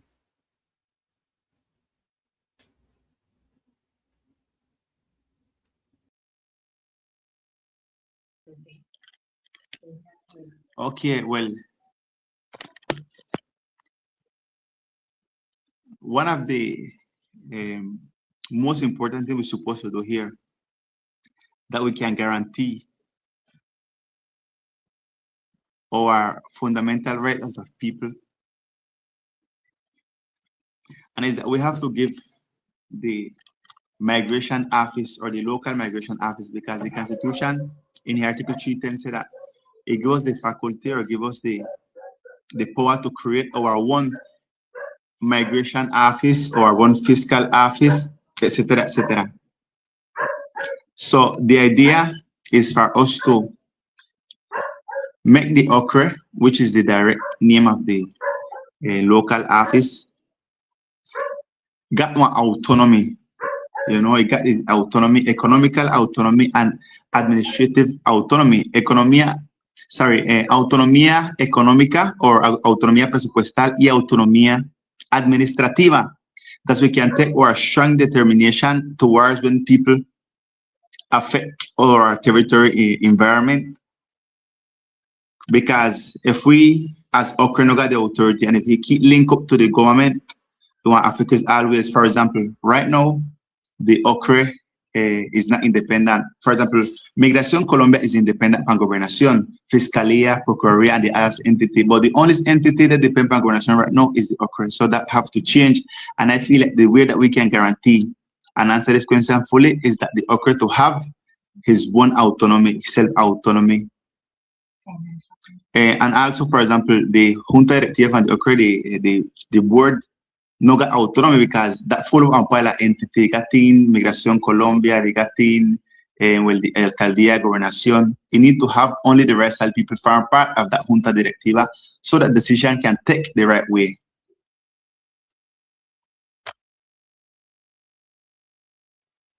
Thank you very much for that, Shawad. Joseph is back, so go ahead, Joseph. Bueno, esta pregunta nos conduce nuevamente al artículo 310 de la Constitución y a la Ley 47.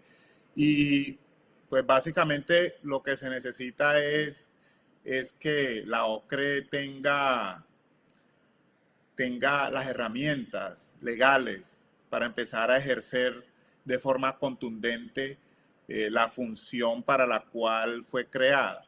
¿Sí? Tenemos que garantizarle unos recursos, garantizarle independencia, garantizarle las herramientas digitales para que pueda ejercer su función con libertad. Y además se necesita un control más estricto, una vigilancia más estricta, porque digamos que el problema más grave que está carcomiéndose a la oficina es la corrupción, ¿sí? Entonces, pues la oficina necesita tener herramientas más fuertes, pero también se necesita una vigilancia más profunda y más estricta también. Yo creo que esa sería la respuesta. Revisar y reglamentar ley 47, artículo 310 de la Constitución. Okay, thank you very much. Hillary, go ahead.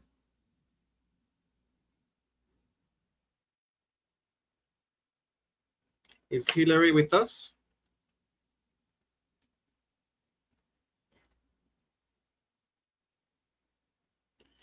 Okay, so Hillary is not connected. So Pastor, you can go ahead with question number 10. I am here. You're back. Go ahead, Hillary. Go ahead.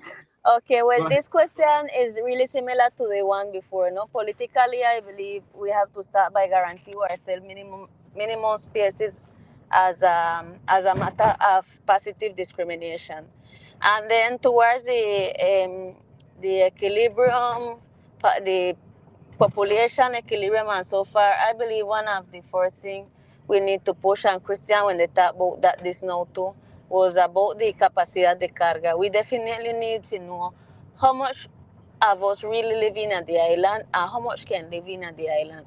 And not only in population, but also economically. We need to know what is the point of equilibrium, of economical equilibrium in our island, because we keep generating a lot of hotels and touristical business that overcome the capacity, the economical capacity of our island. For instance, I always talk about this. We keep making hotels, and each hotel you open need a minimum of people to work in it. And the San Andres population is already covered by jobs, or who no got job, no one work anywhere. The population is already covered.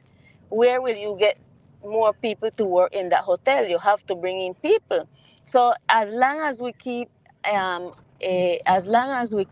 opening businesses without consideration of the impact in our economy and in our population, then we will keep damaging our place. We need to even control the amount of businesses that we keep opening in our island, so that we can keep also with population.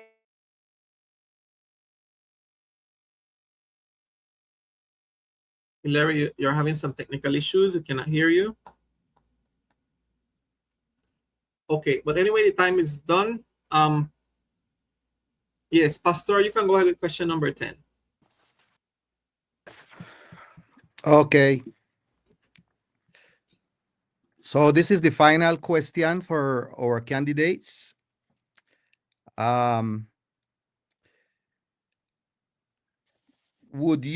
This is something for you to reflect on, okay?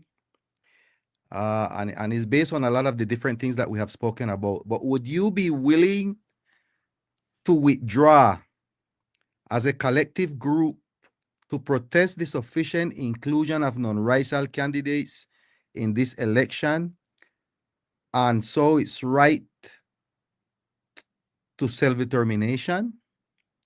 Or would you prefer consider forming an alliance with other candidates to improve the probability of electoral success? If so, please outline the conditions required for such a partnership.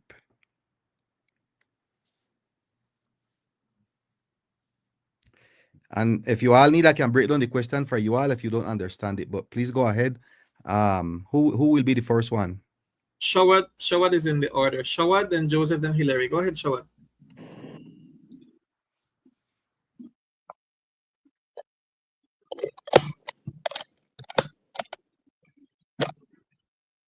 Okay, well, I feel like obviously, well, we first in our land because it's one international and also accepted law or principle, like how America say American for the Americans, which is something really good. And in Cayman and other island, we permitted them first in our land. So obviously, it is important for us to consider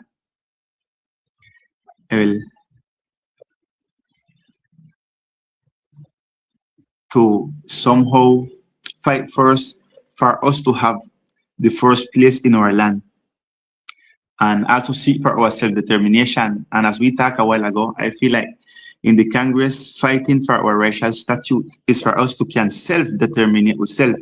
And which when I say this, I don't mean that only like to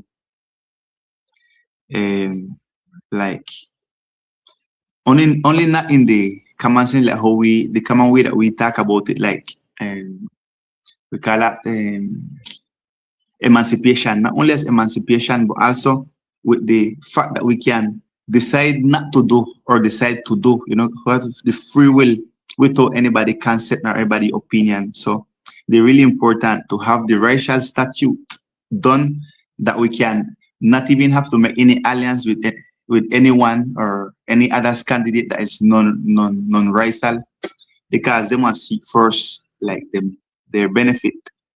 In the sense that we have an identity clear, we have some fundamental right clear, like the prior consideration, for example, prior consultation, and these things we have to keep protecting. And the only way we can do it is when we run politically by ourselves, supported by our own self, without having like, well, non-alliance with these national parties that how we are into the all of us in this candidate. So if we have our own political parties, we can take the full determination to run and determine our future the way how we want it.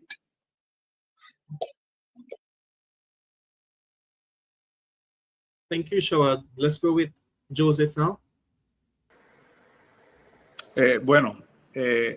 En primer lugar, si nosotros como pueblo raizal estamos determinados a tomar las riendas de nuestro destino, lo primero es no reconocer al Estado colombiano como supremo sobre nosotros, ¿sí? Eso sería como la primera reflexión en esta última pregunta. Y es que, o sea, estamos como luchando por una autodeterminación y una independencia, pero aún dependiendo 100% de las leyes y de la economía del país. Yo pienso que lo correcto, más allá de pensar en más leyes que sí y cumplir las que hay, sería ya como autoridad empezar a tomar las decisiones que nos conduzcan hacia la construcción de ese estado utópico del que se habla tanto.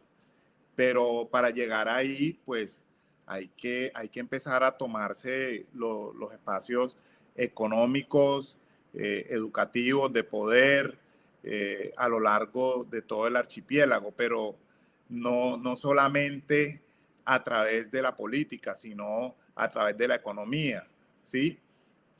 Las alianzas yo creo que son válidas siempre y cuando nosotros como raizales estemos llevando el liderazgo como ha ocurrido hasta ahora, y me gustaría que hubiera una mayor participación de la población raizal en los espacios democráticos. Thank you, Joseph. So Hillary is not connected. Let me check.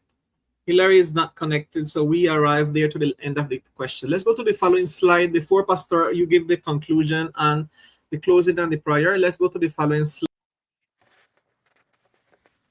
Invite put on the following slide, please. We're going to invite Shawad and Joseph, the only two candidates we have connected so far. The other ones having technical issues.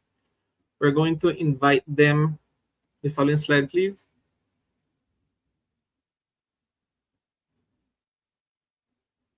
You have 30 seconds. We can even give you 1 minute. Let's put it 1 minute for each candidate to give your closing message, please. Let's go with Shawad. You have 1 minute. Shawad, put it 1 minute for your closing message. Shawad, go ahead.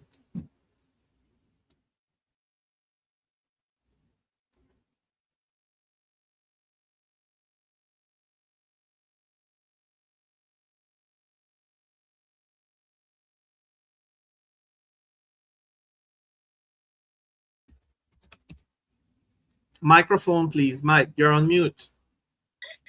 I want to invite all my people that are hearing this message that we need to unite as one people to build our racial statute so that we can construct together the future that we need for our children, them to come as one ethnic people who are in the process of dying as a people.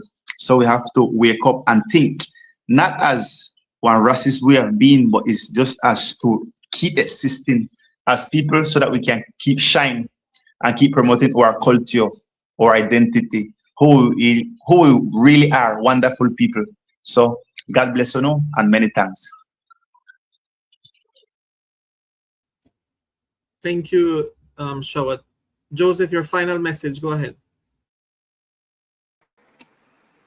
Bueno, primero que todo quiero darle las gracias a la voz de la Nación Raizal por brindar este espacio en el que nosotros los candidatos raizales al Congreso podemos hablarle directamente a la comunidad raizal sobre cómo nosotros desarrollaríamos nuestras propuestas en este territorio étnico.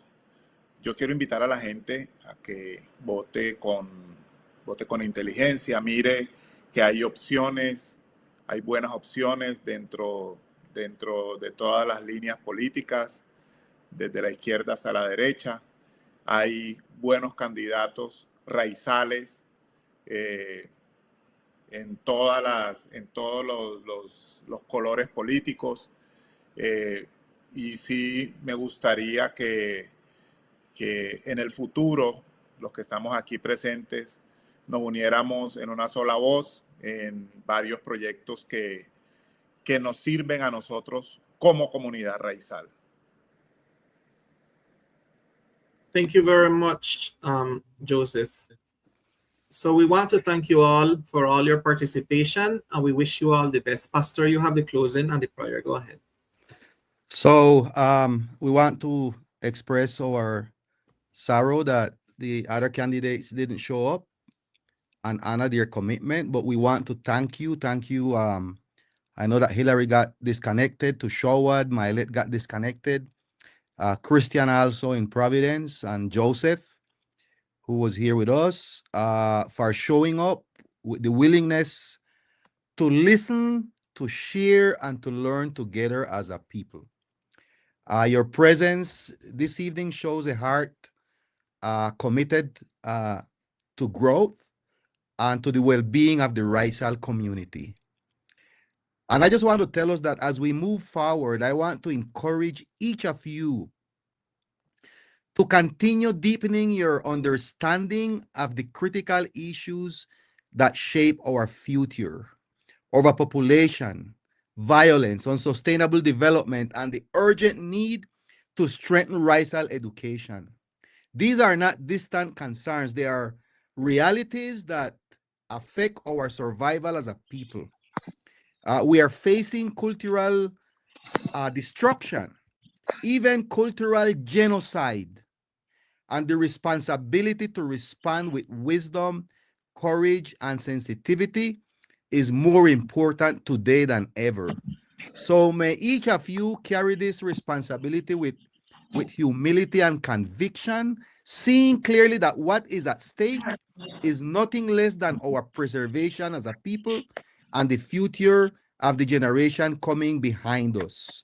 So we express again our heartfelt gratitude to the Raizal Development Center, the Raizal Authority and the Diaspora, and to the voice of the Raizal Nation and all those in studio for their support and partnership. And to each candidate, thank you once again for your openness and participation today.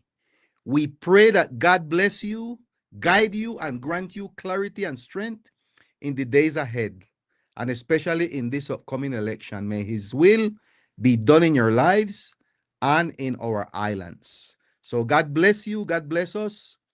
See you again. You can close with the prayer now, Pastor, please. All righty. We thank you, Lord, for this moment of coming together as a people. Today, we lift up each candidate before you, Hillary, Shawad, my late Christian, and Joseph, and the others. Bless them with wisdom, humility, and a heart that seeks the good of our community above all else. Guide their steps, their decisions, and their vision for our islands. And so, Lord, we also pray for our beloved people and for our ancestral islands.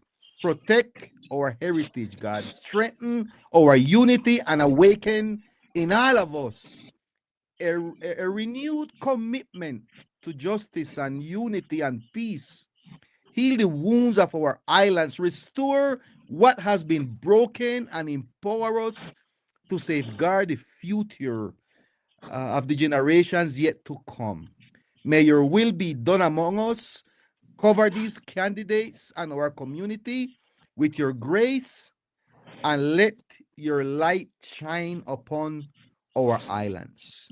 We love you, we praise you, we exalt you, we glorify you, for we pray in the name of our Lord and Savior Jesus Christ. God bless you. Amen.